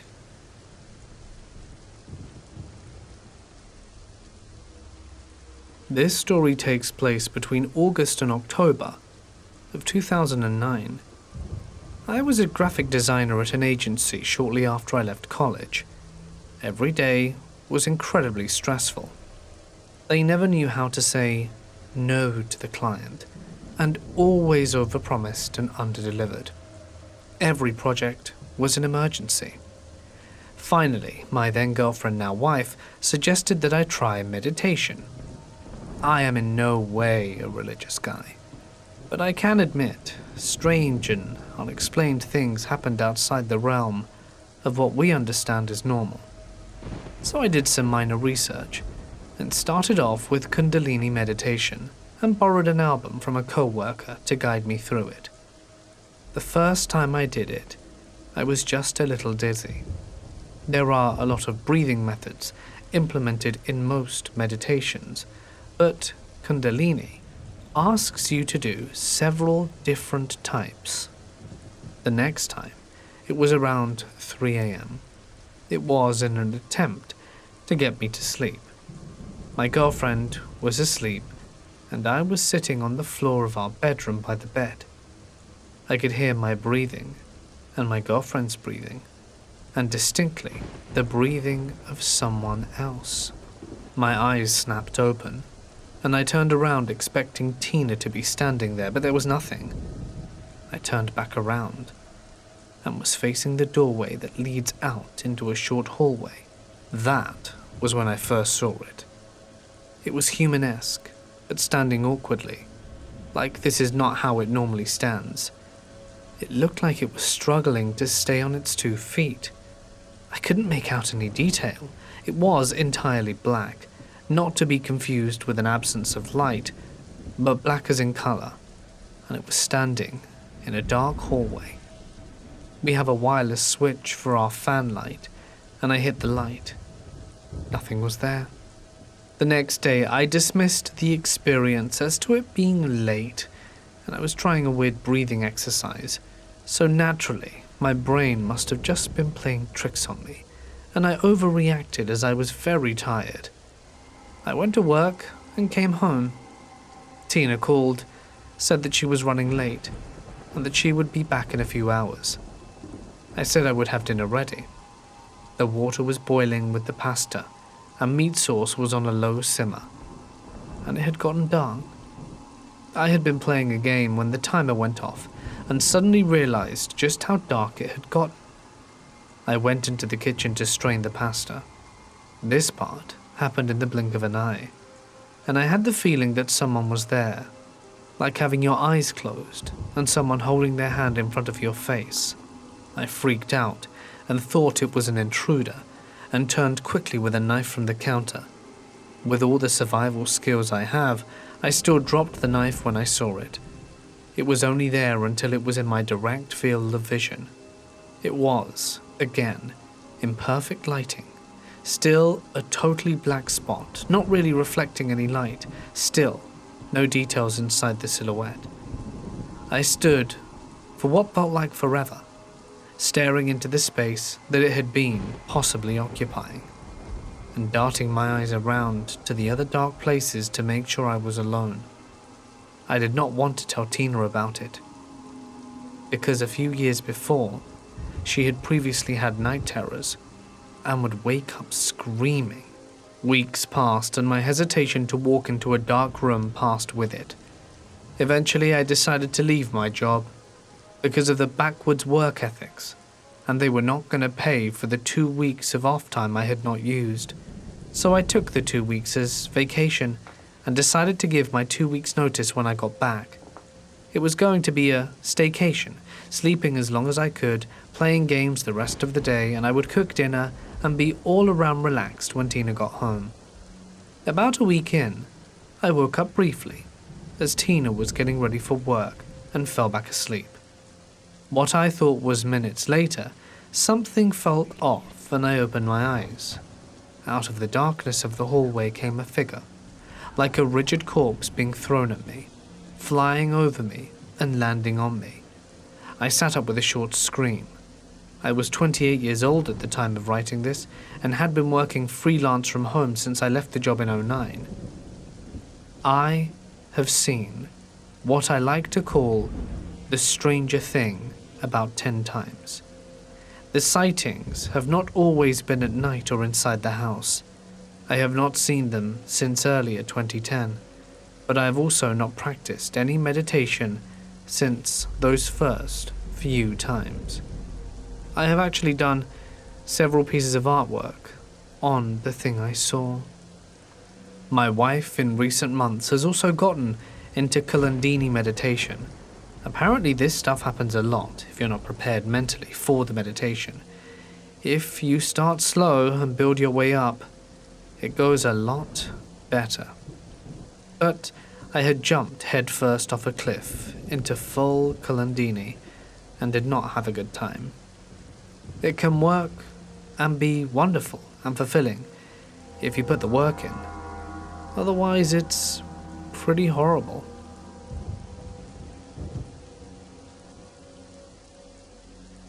When I was in the 7th grade, I wasn't stupid.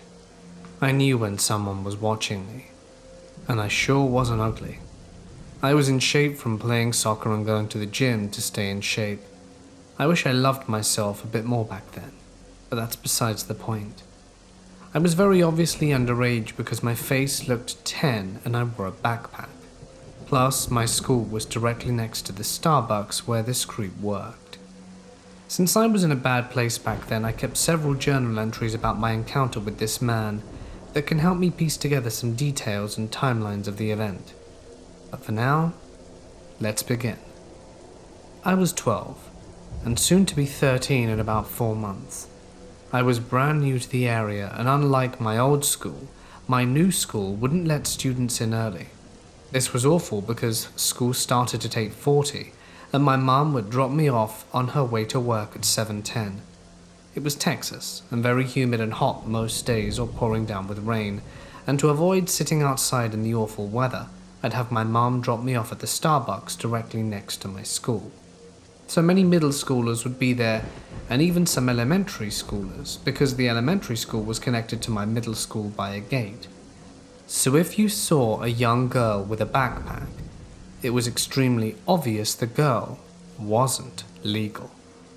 I've always been a very awkward person in new environments, so the first day my mum dropped me off at Starbucks, I was so embarrassed about filling up a seat inside that a paying customer could use, and I ended up sitting outside in the sweltering heat for an hour. I regret my decision so much to this day, because the creep had seen me out there all by myself and realized I was an easy target. He came outside and started talking to me and complimenting my long hair and beautiful face. When he asked for my name, I told him that I wasn't comfortable giving it out. After that, he made it his mission to find out my name. In the days following, I grew comfortable enough to go inside and find myself a seat. The first journal entry I wrote goes that the new school is too new and too weird. Since I first sat at Starbucks before school, the worker won't leave me alone, and that he'd been making me free drinks and randomly talking to me. I felt guilty and sick, like he was hitting on me in a way. Today he sang about me to the tune of his stupid music. When this place was busy, I snuck out. Alright, so I remember this.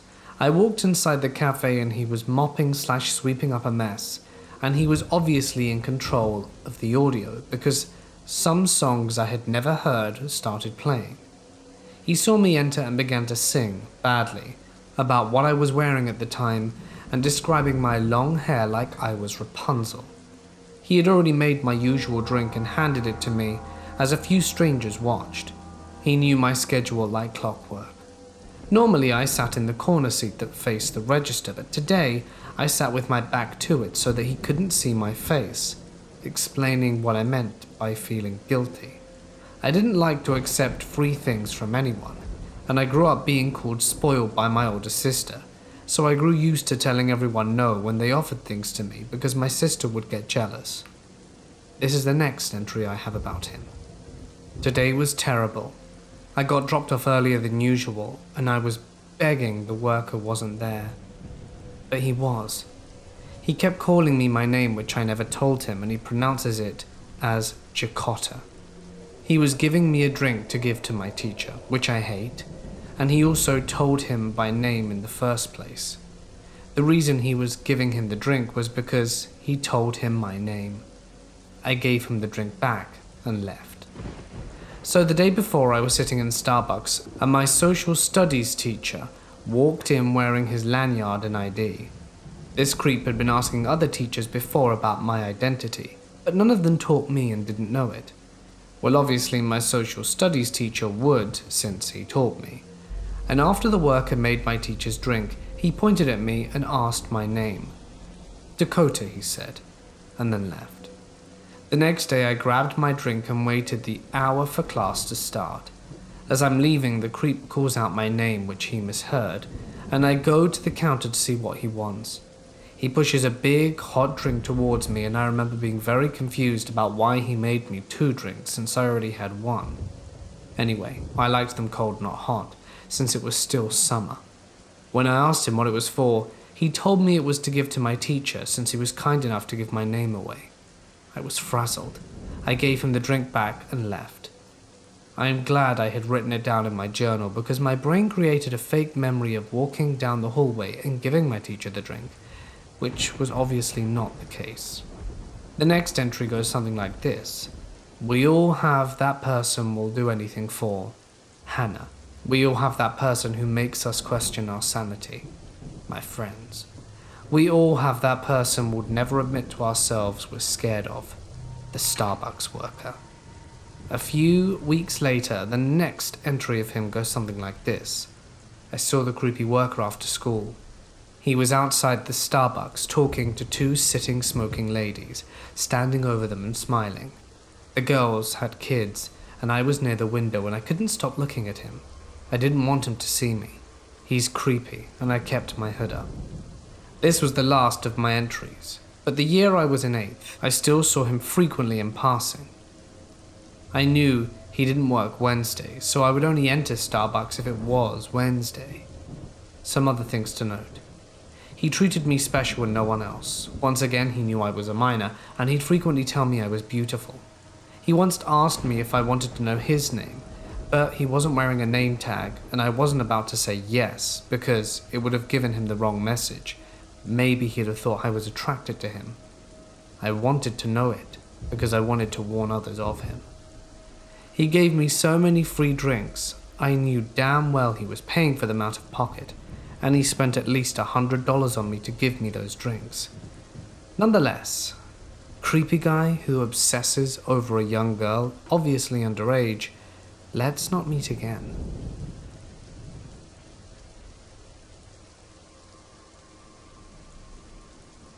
Before I start the story, there are a few things you need to know. I am an artist, and I've always been very in my own world. Almost as if I were always thinking of a story, or character, or picture I wanted to draw.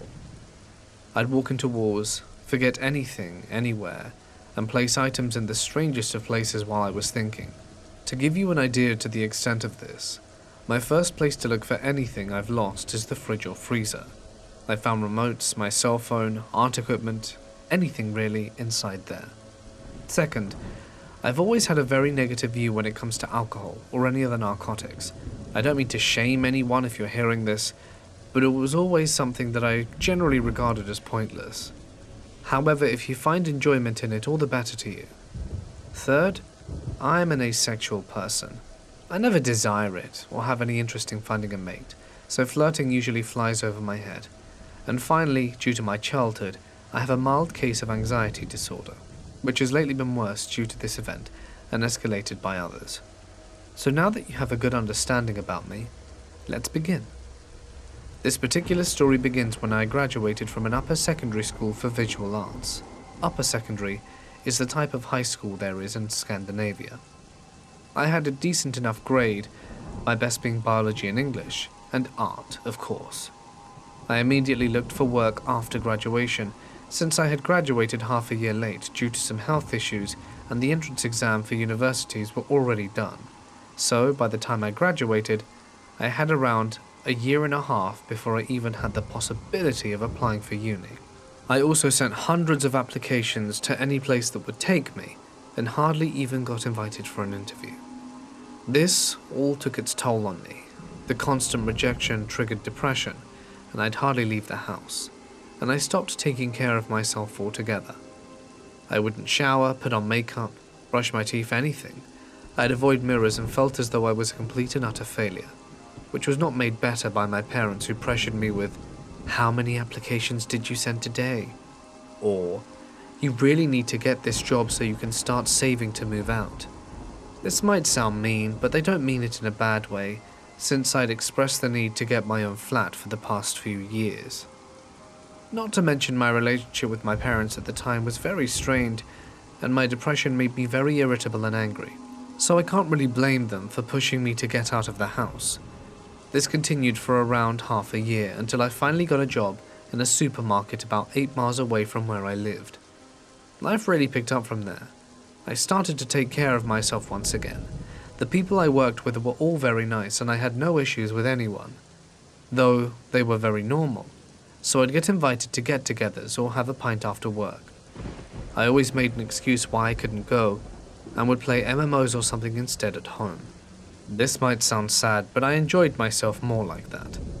Fast forward a year of working and I was accepted into my number one choice of university, and due to this I cut my work hours to half.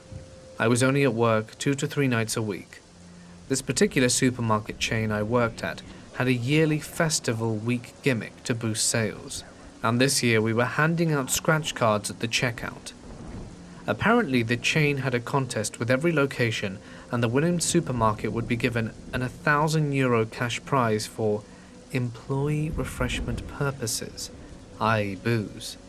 Our supermarket decided we'd take everyone out for a night of drinking in a hotel/resort area connected to the shopping mall for our workers with the money. No surprise there, and since I had grown to be close friends with many of the other employees, it was motivation for us to win. Even if I didn't enjoy going out, everyone in the department was so excited for it, it was kind of infectious. Long story short, we won, and we went drinking. Our boss was ecstatic with how well we did, and how motivated we were. He even opened us a tab in the first bar we went to, so I had quite a bit to drink. When the first bar shut, we went with our own money to continue to a nearby nightclub. I hardly remember anything else, other than I drank like a sailor and sang karaoke horribly.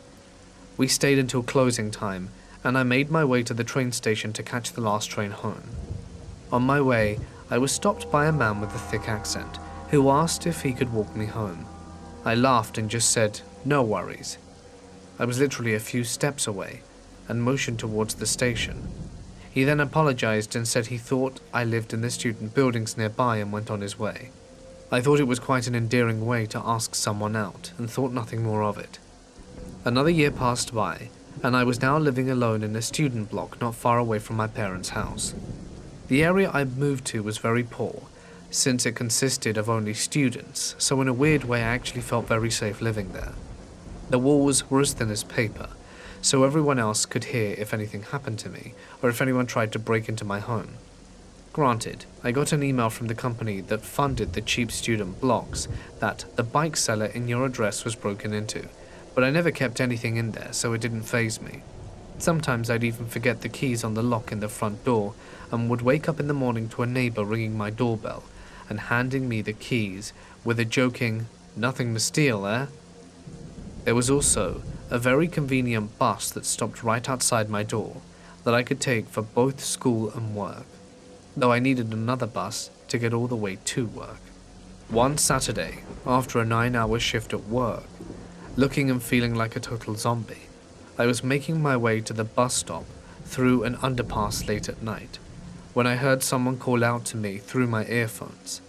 I always stopped if I heard someone call out to me when I was near work, since it was usually a colleague offering a lift, or a regular customer wanting to crack a joke, or one of the guys from GameStop upstairs wanting to talk to me about Skyrim or something.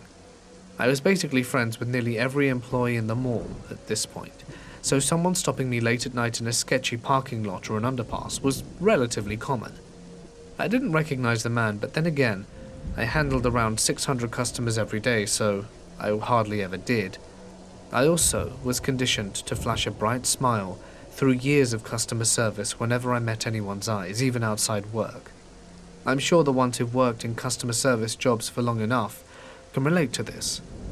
The man spoke hurriedly in a thick accent about how he was in love with me and how he had been watching me. It was very hard to make sense of anything he was saying. He spoke almost like it was a stream of consciousness. What I did make out was that he had seen me in a bar, which he named, and ever since he had been watching me, and never before found the courage to talk to me before now. I was unsettled by the choice of words, but chuckled to him, not being a native speaker. I listened to him while I nervously eyed the underpass, feeling glad that there were a few people walking through it during this whole spiel. After he quieted down, I just awkwardly said, "Okay, thanks, but I need to go or I'm gonna miss my bus," and turned to continue on, when he grabbed me and pushed me towards the wall of the underpass. I was around 30 centimeters taller than him, but he had a lot of mass over me, since the most sport I had ever done was acrobatics and ballet, and I'd quit even that many years before. I considered punching him or screaming, but I felt it better not to escalate the situation, so I sternly told him to let me go and that I needed to get to the station. He pleaded for me to give him a chance and said that he wouldn't let me go before I did. I was racking my brain about the safest way out of this situation, so I tentatively told him, "What if I save your number and I'll see if I call you. I had used this on another persistent suitor before and it had worked just fine. Now I wish I'd never said those words. The man's face lit up and he started to spell out his name. He was from somewhere in the Middle East. While I pulled out my phone and hammered his name and number into my phone, sighing in relief, I was almost back at my house. He suddenly grabbed my hand and tore my phone from it. At this point I angrily screamed, "What are you doing? Give it back!" But to my horror, everyone had moved from the underpass and I was alone with the creeper.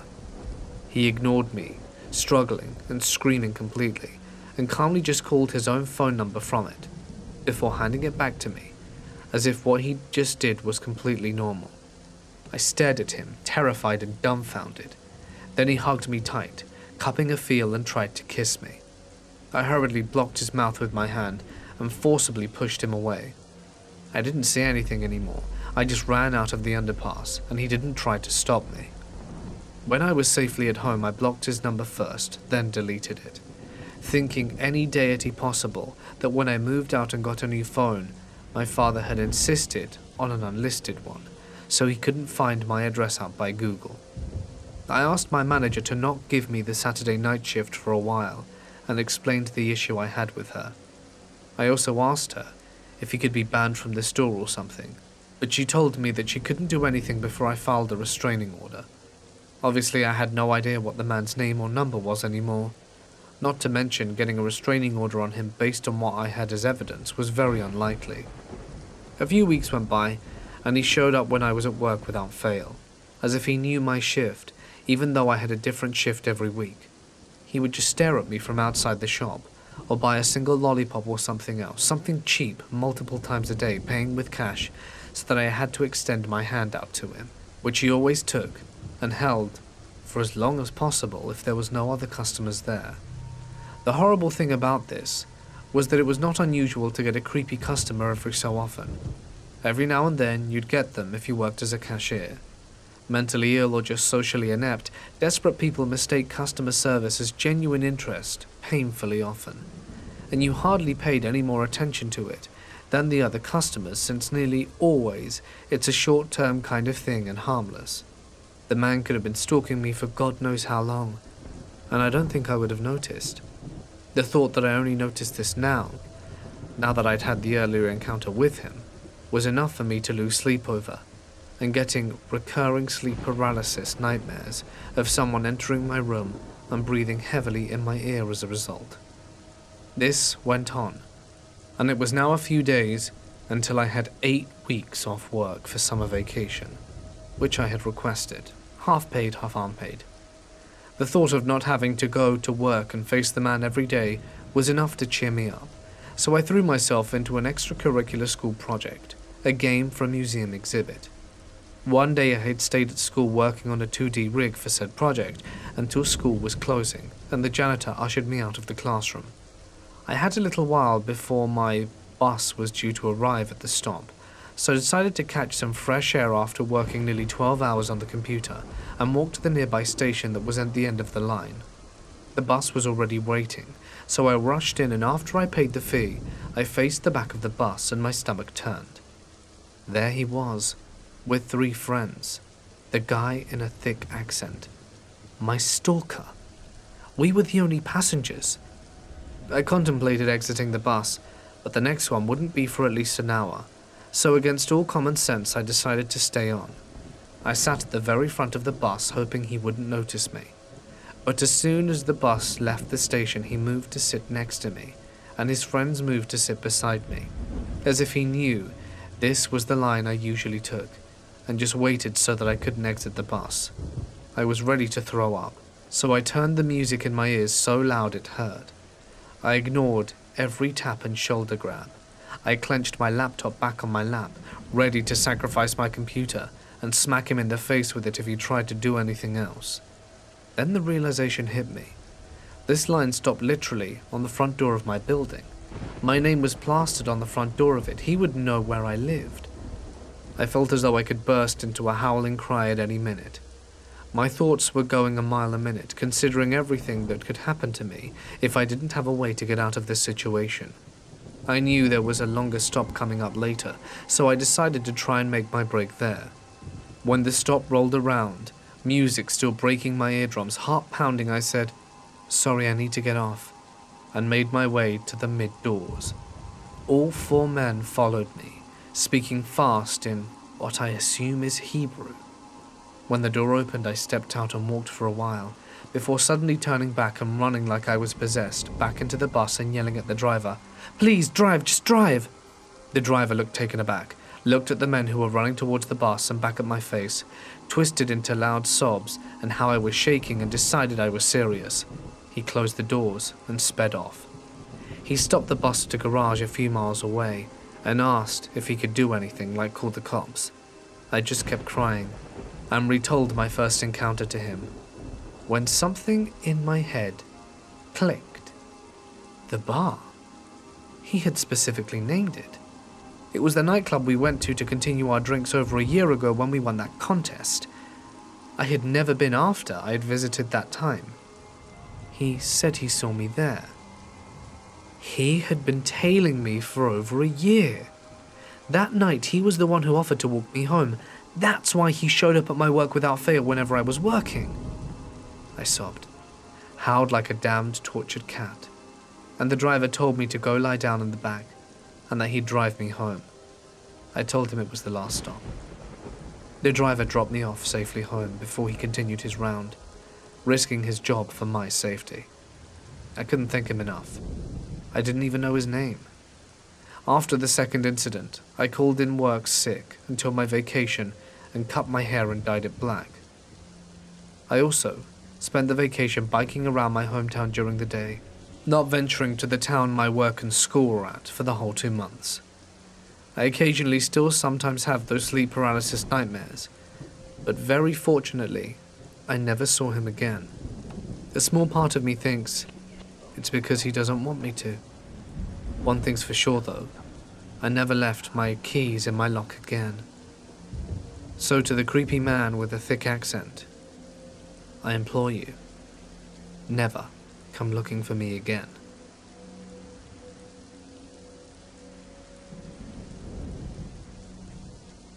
I just received my library science degree. I was pretty excited to get a job as a librarian and went on my way to a job interview as a newly minted LIS graduate. So I apply and got a job at a public library an hour away, and hear back from a man who tells me he'd like to talk about a job. I feel good about this, and he says he'd like to meet me down the street from the library. That's odd, but maybe it's a very casual library. So I decide to find the address, and it ends up being a coffee shop. I get out of my car and walk into the coffee shop where I see an older man in a nice coat sitting on the couch. He seems pretty laid back. Now I'm starting to think this is odd. If I were a young female, I'd hightail it out of there. However, I'm a late 20s male and decide to go and talk to the guy waving me over. Looking back, even being who I was, maybe I shouldn't have. He asks if I'm Alec, and I tell him yes. So I sit down and he sits on literally the couch across from me, and I give him my usual speech about what I can offer him for the library. He says that sounds interesting, same old, and all the job interviews are fairly polite. However, this is odd, and I can feel it. It seems more like a date than an interview. He then tells me about the job, which sounds very made up, writing press releases for the library. And after that, he says he'll email me about the job, but not before telling me that he should write a book suggestion from me. Well, he likes mysteries, and I tell him I like Devonport novels by John Sandford, and he gives me a creepy smile and says that sounds great. When I get home, as I was living with my parents at the time, as the job search went on, my dad pokes holes in the job he gave me. He says why couldn't they just get someone already on staff to write a press release? My dad is right. The whole thing sounded fishy. Well, I never got that email, nor heard or even saw the man around again, nor do I have any proof from the library website he's even associated with them. I would say let's not meet, but I'm not even sure what exactly this whole thing was in the first place.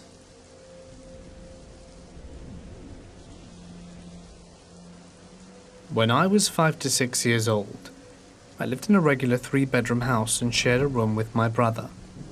My bed was set up so that if I woke up and picked up my head, I would be looking directly at the doorframe. This particular house made it so that I could see into my parents' room. I woke up one night and there was a see-through green man in the doorway. He was looking directly at me, and it wasn't like a light playing on my eyes. I could look to the left or right, and the image wouldn't follow. Whatever it was stationary in my doorway.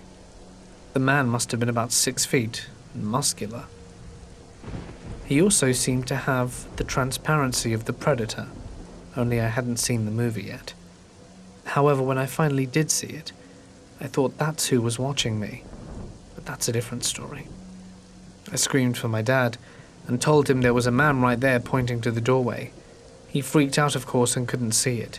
He ran around the house checking all the locks, leaving me with the man in the doorway. No one could see it, so my dad told me to go back to sleep. It's kind of hard when he was staring at me from the doorway, not making a move, but I put my covers over my head and fell back asleep.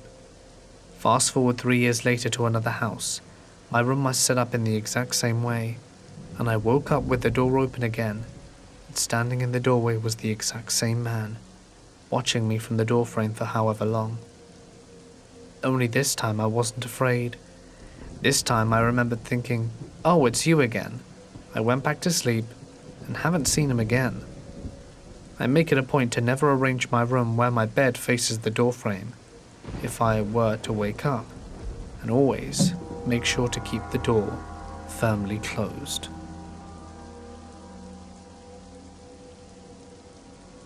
I was in California visiting my brother, who went to Pepperdine.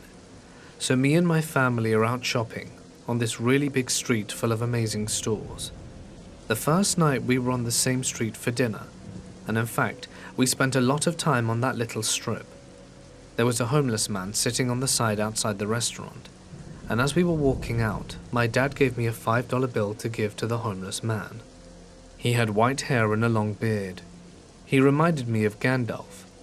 I handed him the $5 and he said thank you, and nodded, and I smiled and skipped off back to my parents. Well, then I started noticing this dude everywhere, seriously everywhere, walking around the hotel parking lot and chilling out on the sidewalk like multiple times throughout the week-long trip. On our last day in Cali, we went back in the same area where I originally encountered the man. We were on our way back to the car, but we decided to go into the souvenir store really quick. My parents walked out with me. Being the third child, this is normal, as I'm not sure if my parents are even aware I exist sometimes. My life is literally the dark sequel to Home Alone.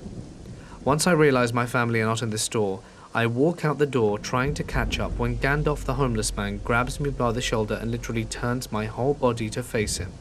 He looks me straight in the eyes and tells me how beautiful I am, passes me a piece of folded up paper, hugs me so tight, this was weird by the way, and kissed me on the neck. Obviously I knew this was whack, and once I was fully aware of the danger, I untangled myself from him and booked it down the sidewalk to catch up with my parents.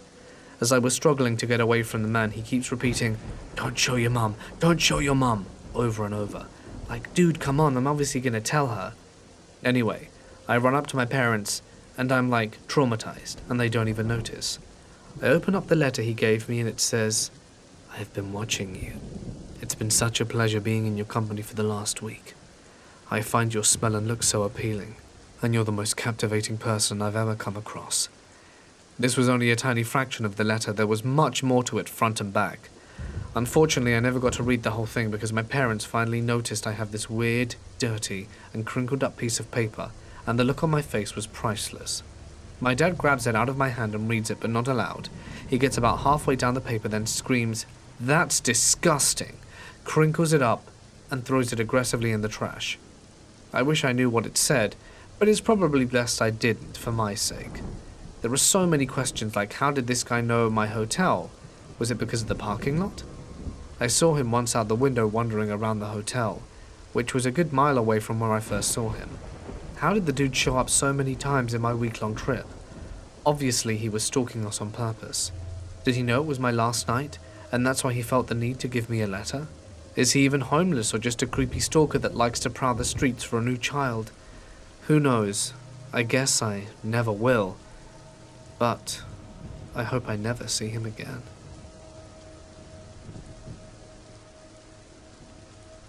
I'm an 18-year-old female from the UK. This happened in February of 2019. I was 16 at the time, and I got set up on a semi-blind date. We had seen photos of each other by a mutual friend. The guy was called Cameron, who was 19.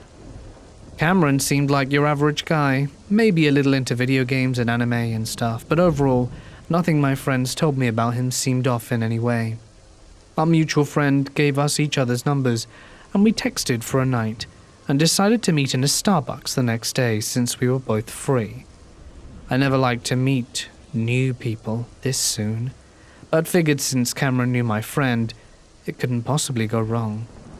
How mistaken I was.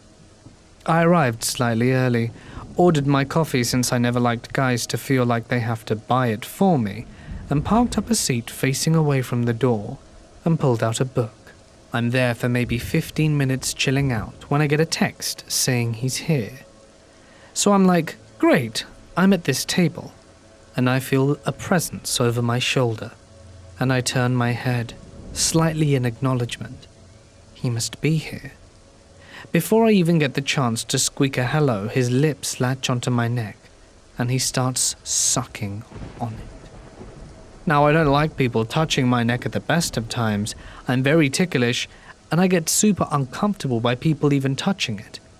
A few times, I've had massages or hair treatments, and I've been holding it in discomfort, and he's latched on like a leech.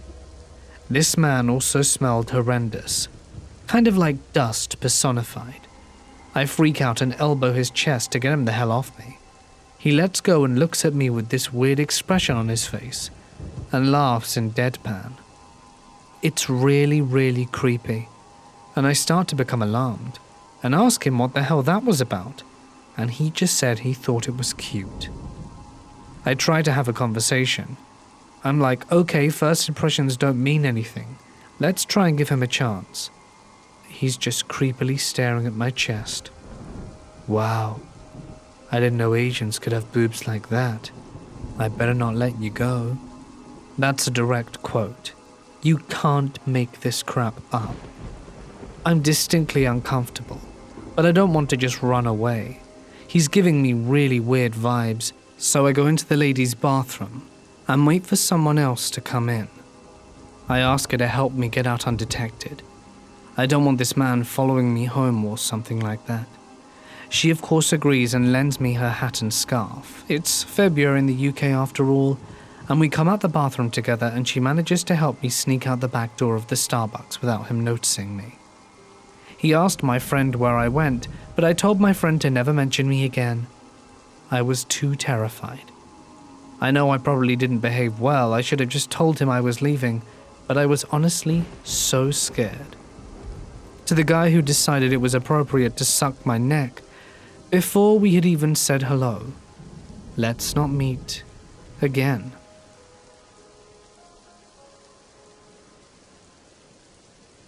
This didn't happen in my house, but it is by far the creepiest and most surreal thing I've ever seen. I know what I saw, as I saw it with my own 2 eyes, and no one would ever be able to convince me otherwise. I was driving home about 10 years ago, going south on Beverly Glen, just past Mulholland for anyone that knows LA. For anyone that doesn't, it's a windy road with some houses to the right, a chain-link fence to the left with a hill, cliffs not far past it.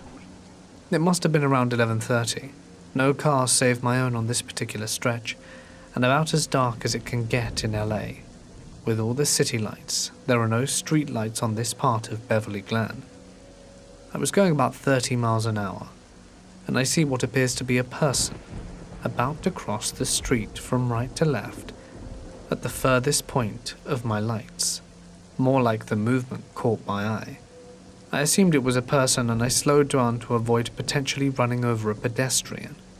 I was going about 15 at this point when the person starts into the road, I'm going to do my best to describe what I saw. From right to left, directly in front of my car, maybe 10 feet, comes this pitch-black, semi-human-shaped shadow. It was three-dimensional, and moved as if it were walking, but very quickly and fluidly. My lights had no reflection on it. It was almost as if it bent around it. In what I'm guessing was 5 seconds, though it seemed like 10 minutes, it had crossed the 2-lane street and reached the chain-link fence. At this point, it went directly through the chain-link fence and disappeared into the darkness. Only then did I realize my palms were sweating, my heart racing, and that I was going about 2 miles an hour with my mouth wide open. After I'd gotten home, I called and told about 5 people, and entered what I seen into Google. And what came up were shadow people. This is 100% true. It was very bizarre, and as a man of science, I tried to think it was an illusion of some kind, that my mind was playing tricks on me. However, there was something about it that made me feel so shaken and hard to explain.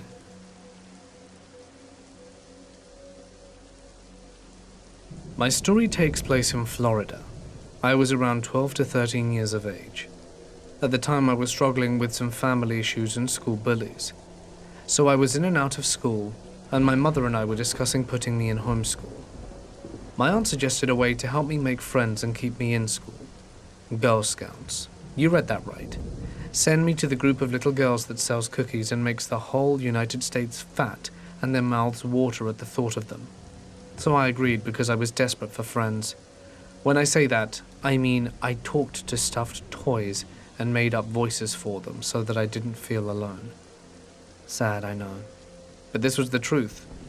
It is also very important because I want you all to know where my head was.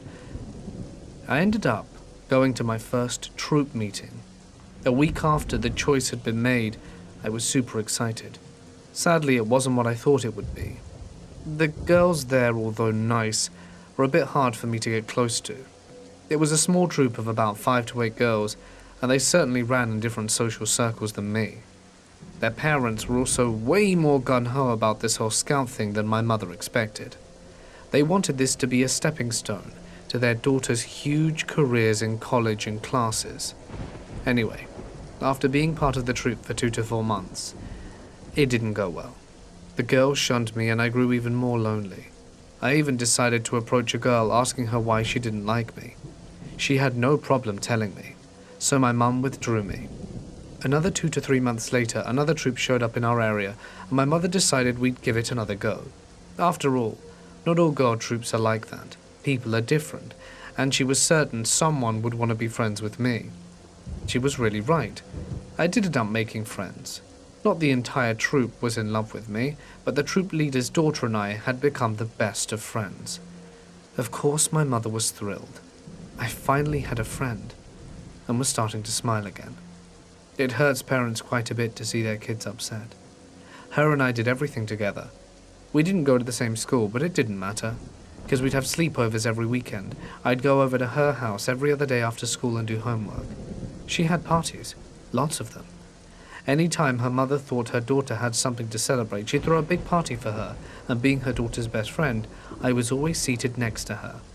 It was one of the happiest times of my life. I felt important to someone other than my family. I had a place to go outside my home, where trouble always seemed to lurk. A year turned into the second. We finished Christmas. She actually came to my birthday party and got me a gift and everything. Then things started to get weird. Because I was a year older than her, I had a bit more homework, being that I was also a grade level ahead of her. She had apparently convinced her mother to change her schools, so now she was attending mine. This was great, I was once again over the moon. The only sad thing was that we didn't have the same classes or the same lunch period. Well, that soon changed too. She showed up once for my lunch and I thought it was weird. Apparently her mother had pulled some strings and got her to lunch at my time. I didn't know the details, I just knew my best friend and I could eat together. I remember telling my mum, and she didn't let on that anything was the matter. But later when we talked about this after I'd grown up a little, she admitted the news concerned her.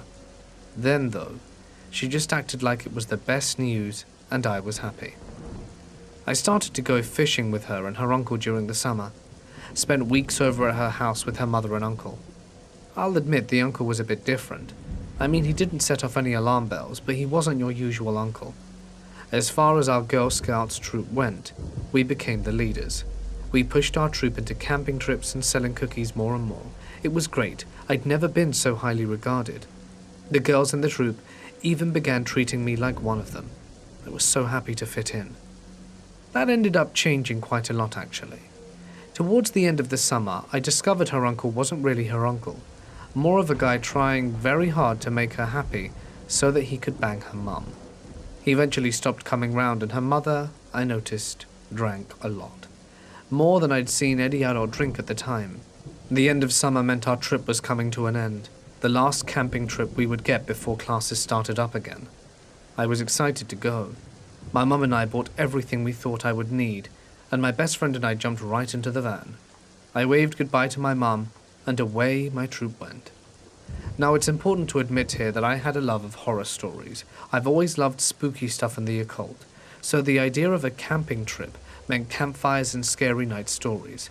I was excited. Once we got to the campgrounds, I realized it wasn't going to be like camping with my family. It was a huge gathering of other troops all over. Older scouts, younger scouts, and us. Of course, the older scouts told us there were some creepy gnomes or troll-like creatures near the lake, but none of us believed them. It was a fun weekend, just not the same kind of fun I expected. I never got to tell my stories, and it was more about building teamwork and Girl Scouting stuff than I thought it would be. I know, what did I expect, right? You live and learn. Anyway, the last night I decided I would tell a ghost story. In fact, I insisted on it. So after the troop leader went to bed, my friend and I gathered all the troop in one tent, as we'd been separated into two, and the stories began. We each told a story, or a funny, embarrassing one, and then I was the last one to tell a tale. I told my story, scared the other girls, and we hurried back into our respective tents before daybreak. Then we all packed up and got our rides home. Everything was fine until the next meet-up for my troop, a week later. My mother and I showed up, and there were the adults looking very angry. Mothers, fathers, all of them. My friend's mother stepped up to my mum and pulled us aside. This is what I remember from that conversation. Listen, your daughter isn't welcome in the troop anymore. What? Why? What happened? Well, it seems that she told a story at camp, and it gave some of the other girls nightmares. The other adults requested she no longer come to troop meetings. Are you serious? It was just a story. You can't. She didn't know. She loves this group. This is where our friends are. Why didn't you tell me this early in the week when I was dropping her off at your house? The troop leader shrugged and sighed. At this point, I took off running away from my mother and friend's mother. I wanted to talk to my friend, to the other girls of the troop.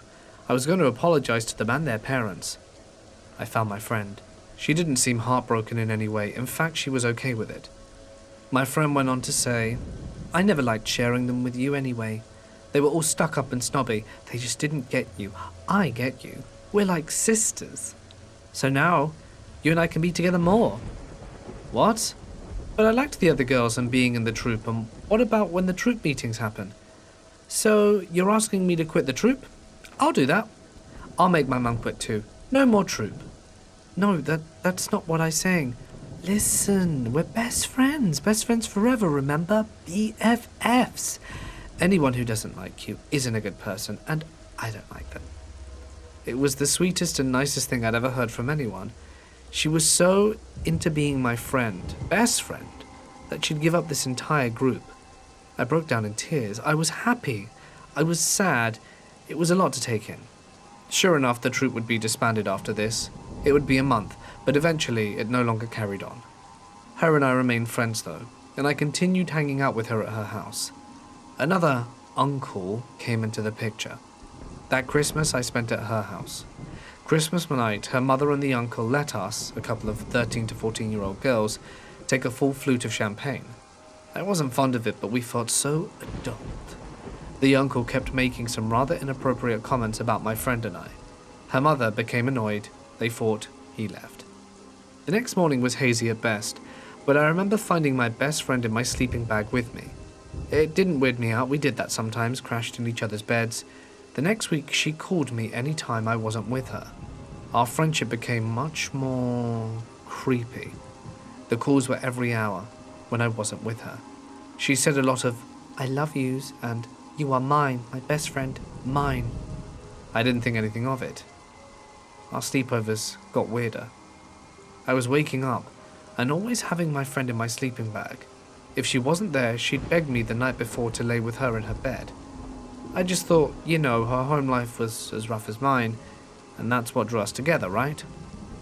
Then, one day, she admitted she liked me, in a way that I like you. I was speechless, and because I felt I was way too young for a relationship or anything, that thought came with it.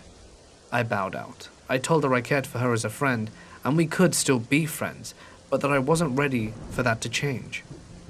She said she understood, and went a week without calling me. I thought I'd hurt her. I even thought about calling her to say I loved her too, if that's what it would take for us to be friends again. I didn't though. I was scared to. At the end of the week I got a call from her and she's acting like nothing happened. We started hanging out again, though she kept bringing up that she felt something for me. It got to the point where she was even attempting to try physically help me love her. Yeah, I ended up noping it out of that friendship. One day I just had enough and told her we couldn't be friends anymore. She seemed to handle it okay. I mean, she cried a bit, I cried a bit. I felt so heartbroken. I was in 8th grade and honestly didn't like where we were at. And since I'd be going to a new school, I thought a clean slate would help. Some things happened to my household family-wise, and I ended up being homeschooled instead. Weeks after school started, and I hadn't heard anything from her, I got a note in the mailbox. There were notes every day in my mailbox now. Love letters, angry letters, sad letters, all from my ex-best friend. Then her mother began leaving letters. Not for my mum, but for me. Both of them would leave letters in the box. The ex-friend always had them varied, but the mothers were pretty clear. I'd hurt her daughter, and she wasn't happy. That's when the phone call started. As cliché as it sounds, the phone would be answered and all we'd hear is breathing, then they'd hang up. This persisted for 6 months. After 3 months, the letters stopped and it was just the phone calls. We had so much going on family-wise that this harassment was tame, so we never dealt with it. And after 6 months, it all stopped. We didn't hear from the girl nor her mother again. They still live in the same city. My mum still saw her mum around town and stuff, but they never spoke. Fast forward 2 to 3 years and I ran into my ex-best friend again. We were at the library and I was polite and she was polite. It was pretty chill and it sounded like her life was good. After that meeting though, the calls started again. And they carried on for about a month then stopped. I never heard from the girl again. I've since moved away and everything. The only reason this memory came up is because I was on the phone with my mother the other day. She said she saw the girl. She said she looked pretty rough. I felt bad for her, but not at the same time. It's only when I got older that I realized how serious and sinister things got with that, toxic friendship. So to my ex-best friend and her stalker mother, let's not meet again.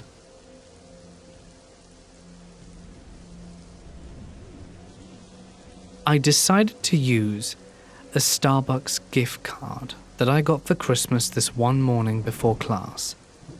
I live in a college town and wanted to go to the Starbucks closest to campus, so I wasn't late. This one doesn't have a drive-through window, so I had to walk in.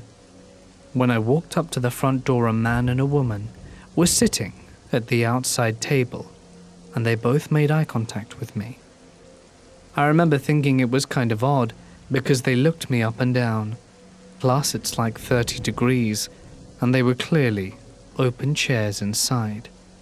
Come to think of it, they didn't even have drinks or anything. I walked inside and ordered my drink like normal, but I could still feel them staring at me through the front window. Once I got my drink, I started to walk out to my car, passing the two people. I heard both of them stand up and start walking behind me without a word. I got really scared and put my car keys in between my knuckles in case I needed to protect myself. I sped up and got to my car as fast as I could and locked all the doors. Not 2 seconds later, the woman knocked aggressively on my driver's side window, essentially making me damn near wee myself. The man was right next to her with a straight face, hands in his pocket, looking through the window of my car as if he was searching for something he wanted. I cracked the window like a centimeter, so she couldn't fit her hand in or anything like that, and asked her if she needed anything, and she told me to roll the window down more. I just said it was really cold, so that I was going to keep it up. She then asked me if I could give them some money, and she seemed like she was insisting, not so much asking. I just stumbled over my words and told her that I paid with a gift card and that I'm a poor college student who didn't have cash, which was true but sounded like an excuse. The man started to look confused and angry at me, and he yelled at me to get out of the car. That's when I noped out of there and drove away as quickly as I could. I'm glad I got out of there, but they sure as hell scared the crap out of me. I probably shouldn't have even spoken to them at all. So to the 2 people who nearly tried to rob me at Starbucks, let's not meet.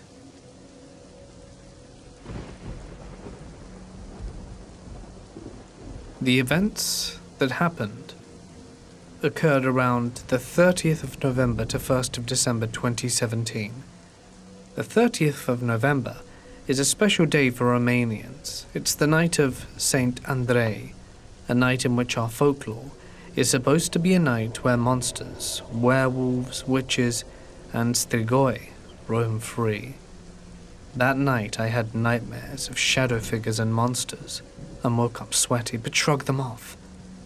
I went out in town for December 1st. It was a national holiday, and hung out with some boys after some fun in the town, where they showed me a video of them exploring an abandoned block and claiming there were ghosts there. And I said it was fake, because there was a voice calling out for her mum, which I'd heard many times in previous spooky videos. They went out at night, in peak darkness, but we went in broad daylight with no fear. I was losing faith in God at that time and was more skeptical, and the stairs had no rail, which was, by far, the only frightening thing for me at the time. We went in every single apartment of the first floor and said there was nothing, with confidence. But on the 2nd or 3rd floor, as I was starting to go up, I saw, of the left of me, a shadowy figure peeking over the door looking at me, despite having no facial features, and it quickly went back into the apartment. I peeked over, and there was nothing but rubble. It was very close, with slim fingers, claw-like, and after checking every floor and making sure it wasn't one of my friend's pranks, I said, "See, there are no ghosts." That night and after, I had the same nightmare of Saint Andrei, and then things went back to normal. I slowly regained faith in God about a year ago, but recently remembered this.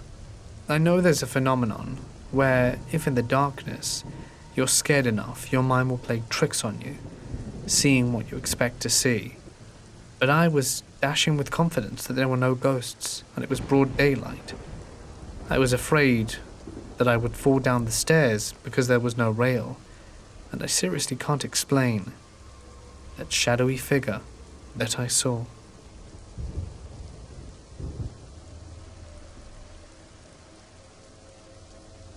Back in my high school years, I'd often meet with a few friends at a local Dunkin' Donuts, which was conveniently near a railway we'd all take to our weed guy's house.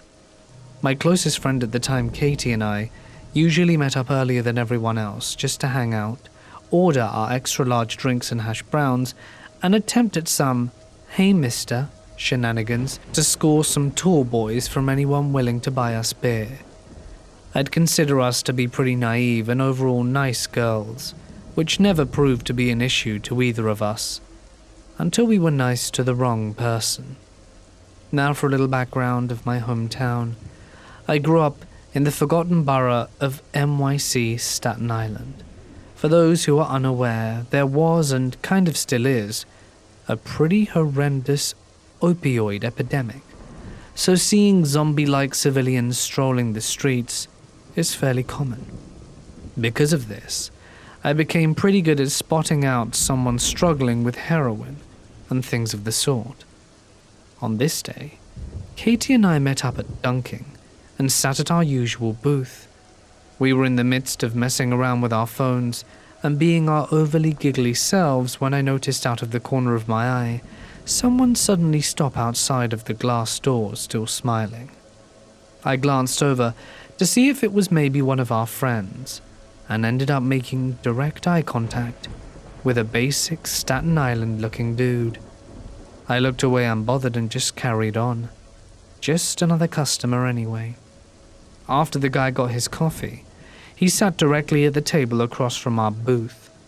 I chose to ignore the fact he sat weirdly close and resisted eye contact, since that already awkwardly happened. But I guess the motion caught Katie's attention as she looked over her shoulder at the man settling in. She looked back at me, made a face that said, okay, and we just giggled and tried to move on. Every now and then, I glanced in his direction, mainly just because I like to be observant of my surroundings, but also because I kept seeing him scratch his nose, neck, and face in my peripheral vision, and noticed he was bleeding from various little cuts on his body. This was a dead giveaway he was doing some form of opiate, as they tend to get very itchy and scratch until their skin breaks. A few minutes later, the man asked if one of us had a charger he could borrow. I kindly denied, and Katie only had an iPhone charger, while the man clearly had an Android phone. This slight exchange was enough for the man to feel invited, and he'd continue to make comments for quite some time. Being that this was around 4 years ago, I don't remember the entirety of the conversation, but I do remember him often asking general questions like if we lived around here, what we do on our free time, and creepy things of the sort. I was pretty vague yet polite in my responses, but Katie was always a bit more enthusiastic in her words, making it pretty easy for this guy to reciprocate and basically join our conversation altogether. In Katie's innocent stupidity, the guy basically found out some of the main train stops we'd get off at to hang out in the area. He also found out we would indulge in the devil's lettuce, which only made this guy feel even more inclined. At some point, he mentioned how his ex-girlfriend got him into some trouble, got him into heroin, which he used to sell, served jail time for, and pretty recently got out. He also mentioned how he'd been an ice cream truck driver ever since his release, and told us that he's always driving around the train stops Katie mentioned earlier. He also, repeatedly, offered to give us rides around his truck someday, with free ice cream as the bribe. We were pretty naive and overly nice girls, Katie more so than I, so one thing led to another, and eventually, the guy was asking for Katie's social media, which she more than happily obliged. She's always been really dedicated to expanding her following count, you see. Through this entire exchange, I was mostly nodding, smiling, laughing here and there, so me remaining silent during this social media exchange went unnoticed. However, once the guy started following Katie on Instagram, he quickly found mine through a tagged picture on her page. I wasn't private at the time, so he immediately started liking and commenting on nearly every one of my pictures.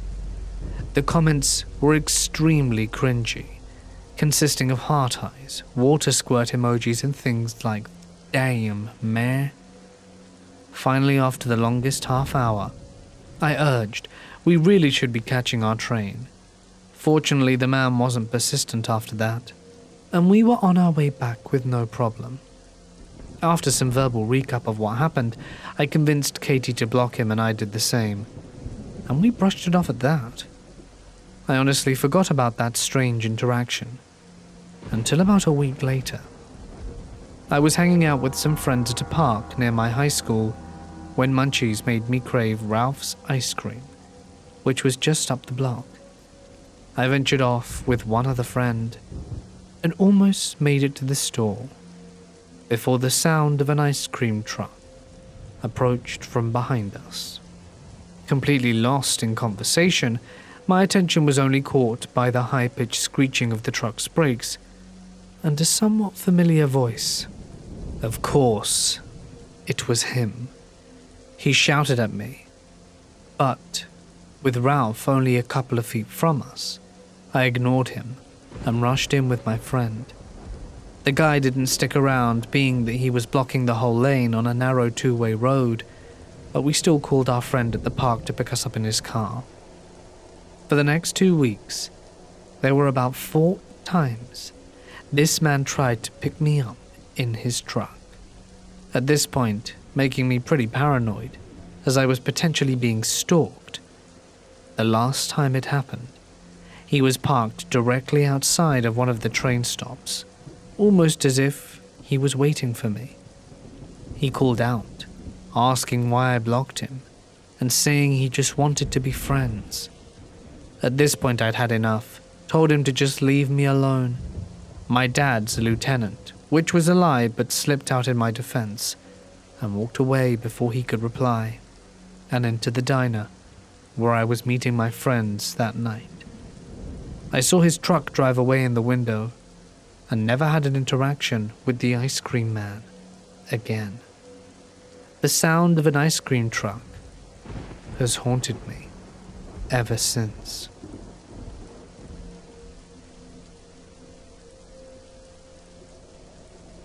This happened in the early 90s. Me and my family all live in Baltimore, and we had lived there for a number of years. But my father got a new job which required him to travel a fair distance. We were flirting with the idea that we may just live here instead, much to my family's dismay. Anyway, my sister, me, Mum and Dad all took the summer break to try living in this new area.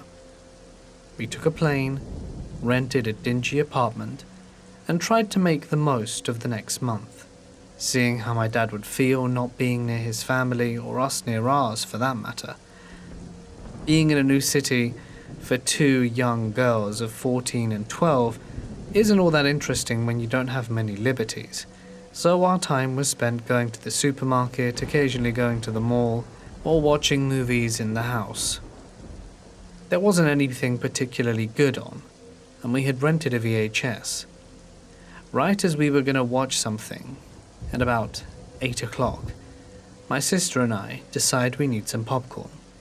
My mum had gone to do something with my dad, and we were perfectly fine alone.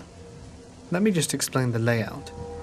The apartment had 2 bedrooms, wasn't particularly big, and the kitchen was right next to the living room. It was open plan, so I could see my sister as she sat on the couch waiting for me to heat up the popcorn. When I was done, I started to pour it in a bowl and bring it over. Something I like to do is to put candy, usually chocolate, within the popcorn and mix it round, so that I get a nice mix when I eat it while watching something. I was doing my customary ritual, and just as I was going over, do I see something from the corner of my eye. It looked like someone had just gone from the couch area, the living room, over towards one of the bedrooms. Without thinking, I assume it's my sister, that she's gone to pee or something, and I go sit at the couch. But when I approach it and look over, I jump out of my skin, and the bowl of popcorn and candy flies everywhere. My sister starts screaming at me, freaking out as to why I dropped everything, and I tell her that I was so scared because I swear I just saw someone move away, presumably her, and it freaked me out big time. She scoffs, tells me I'm imagining things, and after picking up everything and throwing it in the trash and making a fresh batch, do we start watching our film. My sister slept around halfway through the film, leaving me to enjoy the end of it. At about 10:30, I think to wake her up, but my parents aren't back yet, so carry on watching TV, hoping they'll be back soon. It was in one of these moments that I decide I need to use the restroom, so I move the bowl that had been sitting on my lap near my sister's head I remember this specifically for no reason in particular, and make my way towards the bathroom. There's only one, and it's nestled between the two rooms. Just as I'm making my way towards it, do I swear I see movement in the kitchen. I turn my head, but am met with nothing again. The light in the hallway is off, so I flick it on and quickly make my way into the bathroom to do my business. A few minutes later, I'm out, cautiously making my way through the lit hallway and back onto the couch. Right before I can get into any serious TV, do I hear my parents knock on the door and the sound of a key enter the lock. At this, my sister wakes up, we chat, and eventually we all go to bed. My sister and I are sharing a room, and my bed faces a window. I'm trying to fall asleep, but the lingering effects of the sugar are evidently still keeping me awake, and I'm tossing and turning without much success. When I hear a rustle. "Evie?" I call out, but there's no reply. I gingerly twist my head over, and there, at the foot of my bed, do I see what appears to be a man made entirely of shadow. It's almost as if he were made of smoke. He was solid. I couldn't see through him, and he was very clearly there. The thing that struck me the most was his hat, wide-brimmed. I just about crapped myself, and I jumped back and audibly gasped. The moment I did so, my sister stirred, but not enough to wake up, and the shadow man persisted. I screamed, and the moment I did, it evaporated like it had never been there. My parents came in, and after telling them and my sister what I had seen, they dismissed it. Anyway, time passed, and as it happened, we never returned to the apartment. A few days after the event, my dad found a new job that didn't require moving. But as I was talking with my mum, she told me that she had actually seen something the day before we left. She swore she saw a shadow moving from the corner of her eye, walking towards the hallway and bedrooms. It's almost like she blinked and it was gone. And she told me that she didn't want to tell me because she thought it would freak me out in case we were going to stay. But I'm glad she did tell me in the end. Guess I'm not crazy after all. I know what I saw.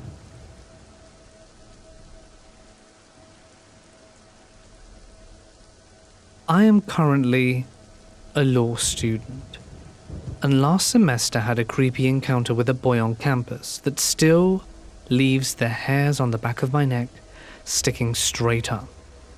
I've had several strange encounters in my life, and have had a hard partying phase that certainly left me in precarious positions.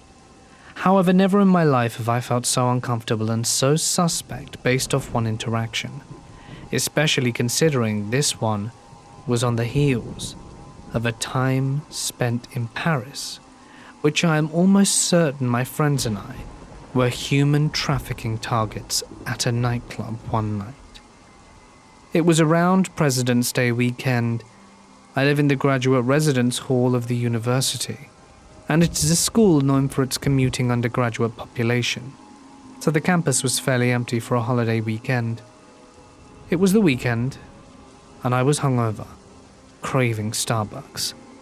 I stumbled out of bed, showered, threw on some leggings and a sweatshirt, and my long, tan, gorgeous wool winter coat to head towards the campus dining hall and Starbucks. I had no makeup on, no bra, my hair still slightly damp. The point is, I did not look cute. As I made my way out of the dorm with my headphones in, I noticed how eerily quiet and empty it was. It was always quiet on weekends, as this is mainly a commuter school or students live off campus, but it was especially so on this day.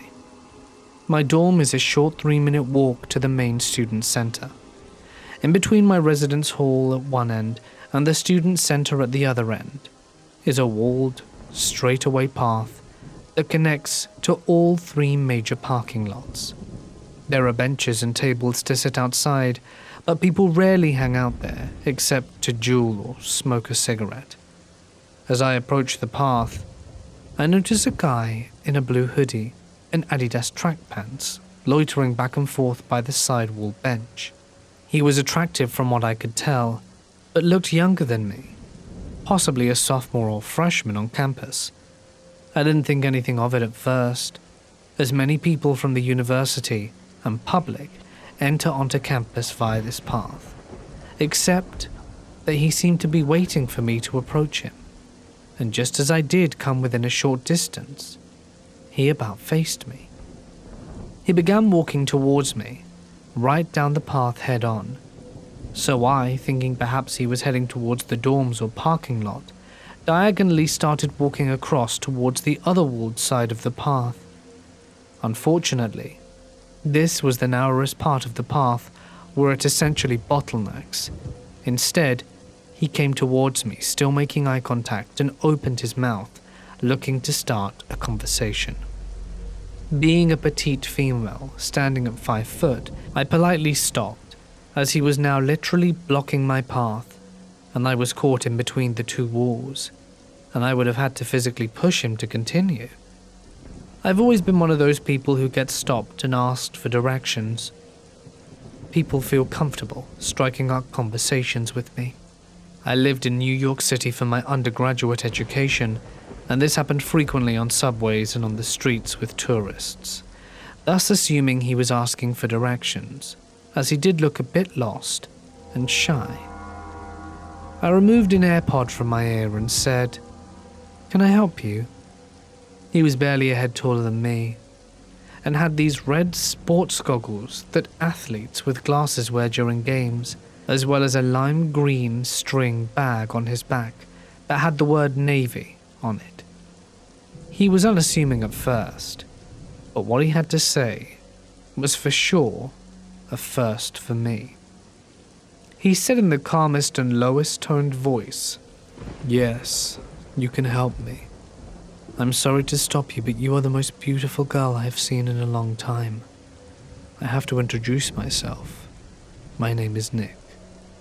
And with that he moved in to about an inch away from me and stuck his hand out for me to shake.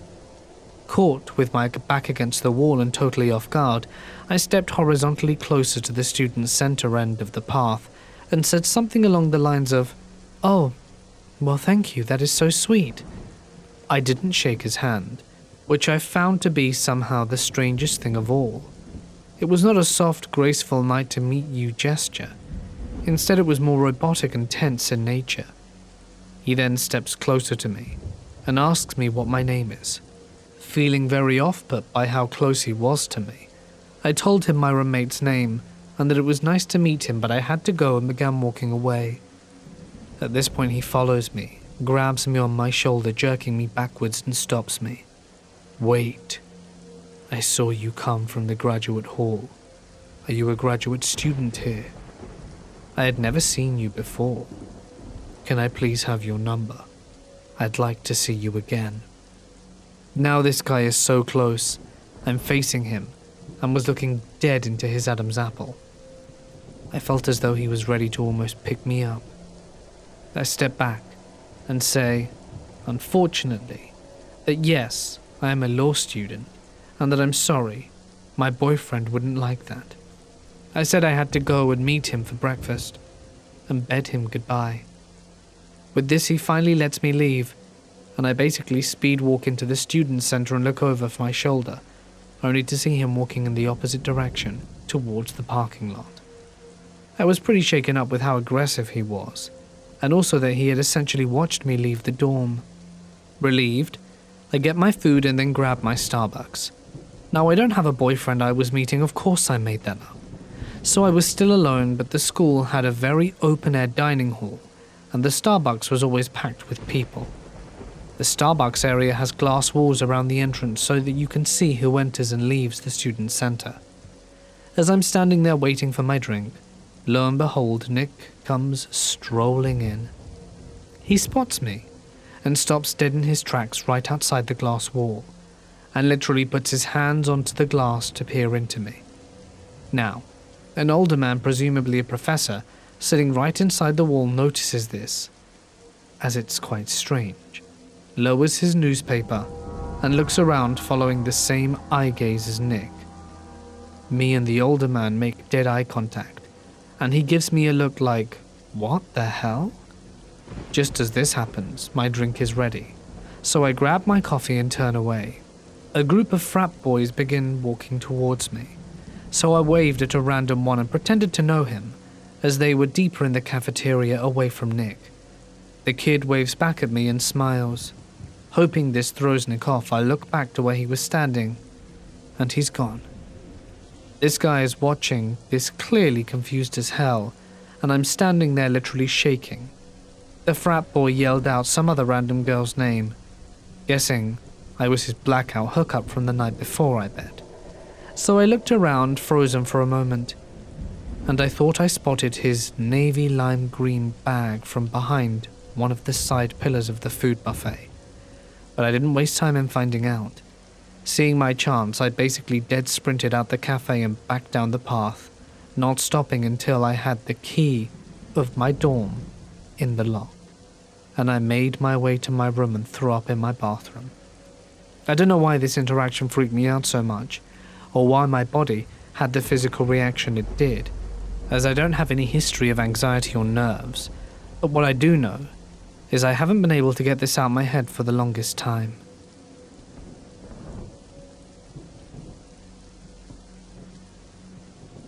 While I was growing up, I had a shadow man watch me whenever I was walking down the hallway and into the kitchen. Occasionally he'd be outside my room, but he never came in, and I had several dreams with him in them. Pitch black, red eyes, quite possibly silver greyish white hair, but I could never tell since I kept my distance. Never spoke once, never reached towards me, never anything, just smiled. That kept on going my whole childhood, until I started getting into paganism and decided to put tarot cards on my walls as some part of weird shield thing. He stopped showing up near my room after that, and didn't pop up in my dreams for quite some time.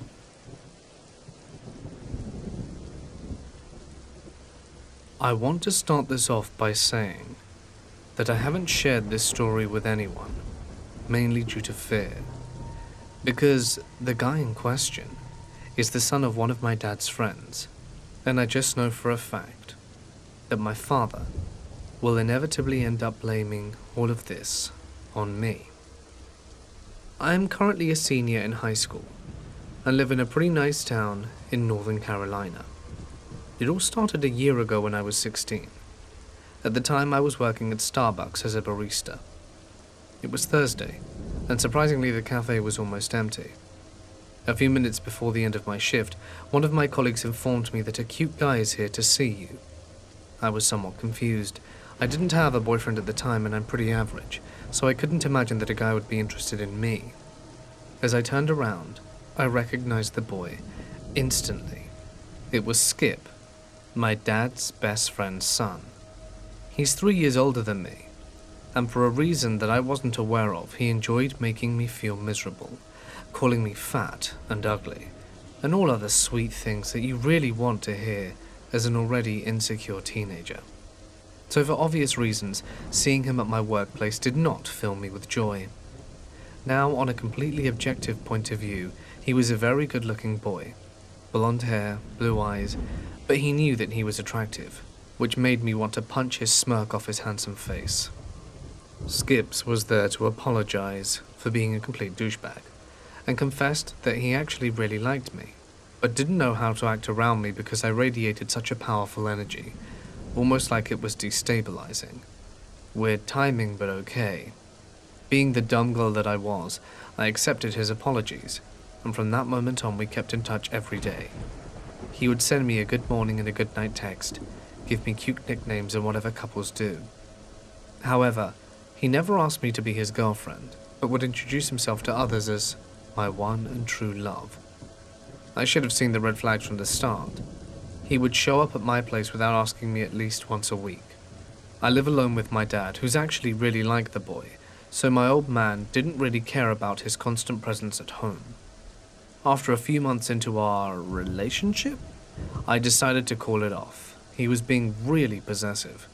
He was jealous of my girlfriends, and I discovered that he was in contact with his previous girlfriend and kept on telling me not to worry about it. Yeah, did that ever work for anyone? Didn't think so. His reaction wasn't what I expected. He shrugged and was like, "Okay, whatever you want, bae." Don't get me wrong, I didn't want him to hurt because of me, but he seemed no nonchalant about this. It was almost worrying. I thought this story would end there, but oh boy was I wrong. Even after the breakup, he kept on coming over and taking naps on my bed while I wasn't home. When I confronted him about it, he would respond with, "I came to see your dad," or "We're still friends. I don't see what's bothering you." Well, honey, what's bothering me is that if you weren't wearing an expensive-ass cologne with a strong-ass smell, I wouldn't have known you came to my room to begin with. I tried to tell my dad that Skips and I were no longer together, and that he had no right to come over and make himself at home in my own room. He laughed and said I was being a drama queen, so I guess you understand why I'm kind of stuck at this point. What I didn't know was that Skips was basically following me everywhere. I noticed it a few weeks ago, but I'm pretty sure that it had been going on for quite some time now. He would follow my car as I was going to school, park his truck in the Starbucks parking lot whenever I was working, and would peek through the bedroom window and leave handprints that I only saw after some time.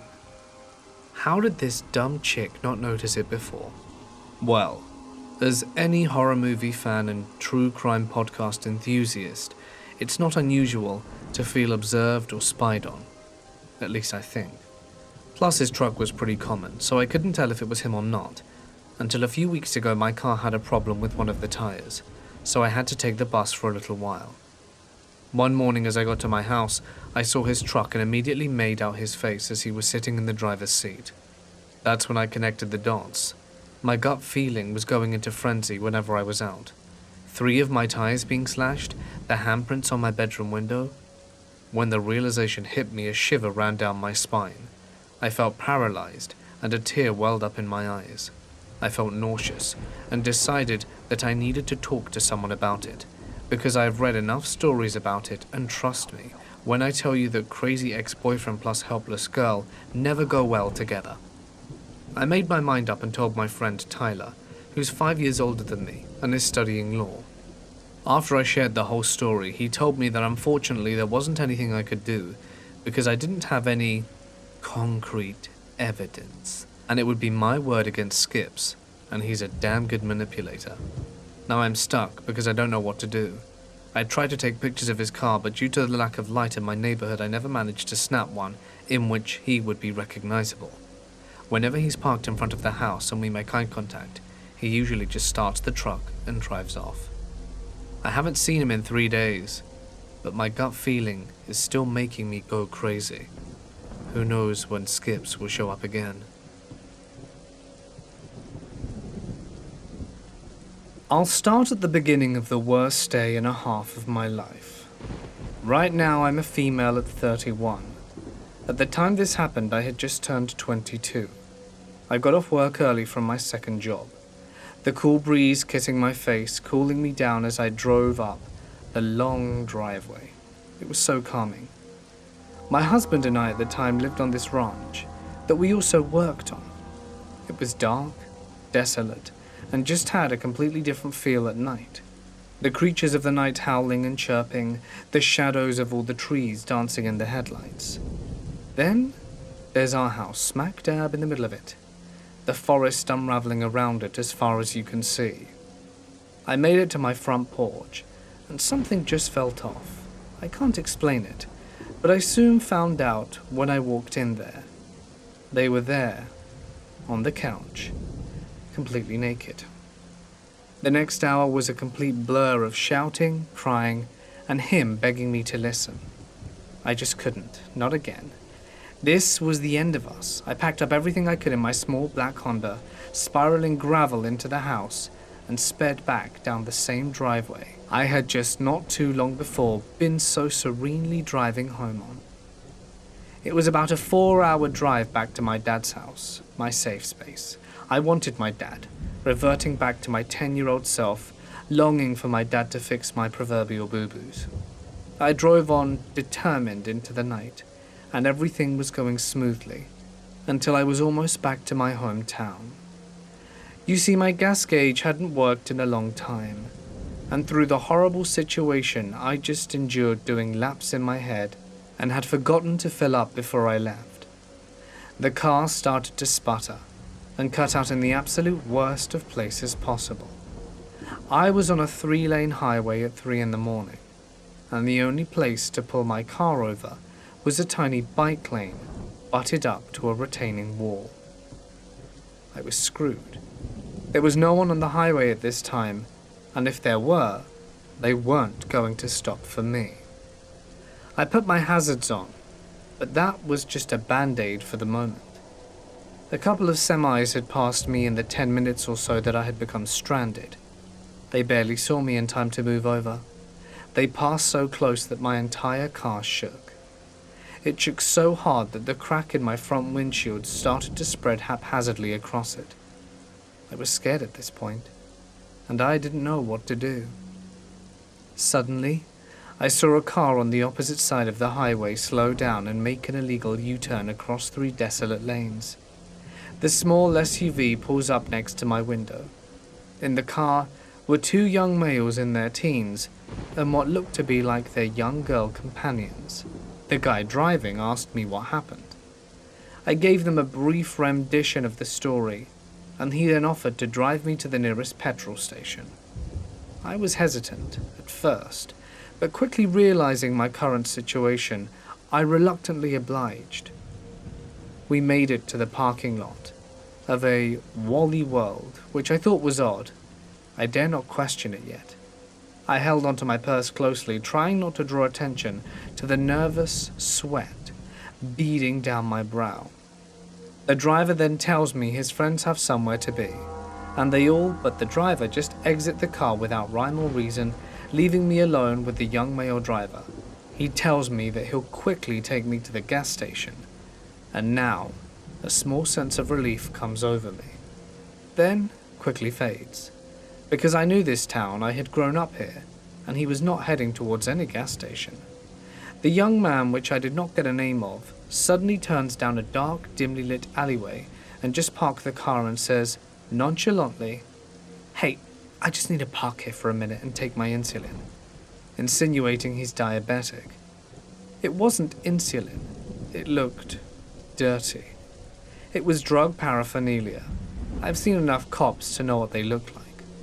At that moment, my heart sank to my buttocks. I said to him, can you just take me back to my car, please? I'll figure it out." He didn't respond. Just then I caught a glimpse of 2 skinny men clumsily trying to duck behind a dumpster behind us in the alley. I was naive enough to bring this up to my unwanted capture. He said in a menacing tone, "I don't know what you're talking about. You're tripping, girl." I instantly went into fight or flight mode. I started telling him my tragic life story, like how my brother had killed himself, and I was all my dad had left.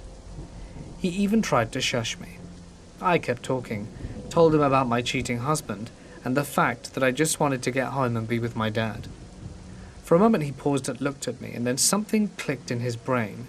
Before I knew it, he was speeding off to the poorly lit alleyway into the scorching lights of the highway and the Walmart across the street. He screeched to a stop in front of my car, threw out my purse and a random half-full gas can from behind his seat, and uttered the words, which I will never forget, that are seared into my brain: "Don't ever get into someone's car you don't know. Now get the hell out of here." And he sped off down the highway, vanishing forever. There are so many things I wish I did differently, but thinking back, I'm alive, and it could have been much worse. I, for one, will never be the same because of it.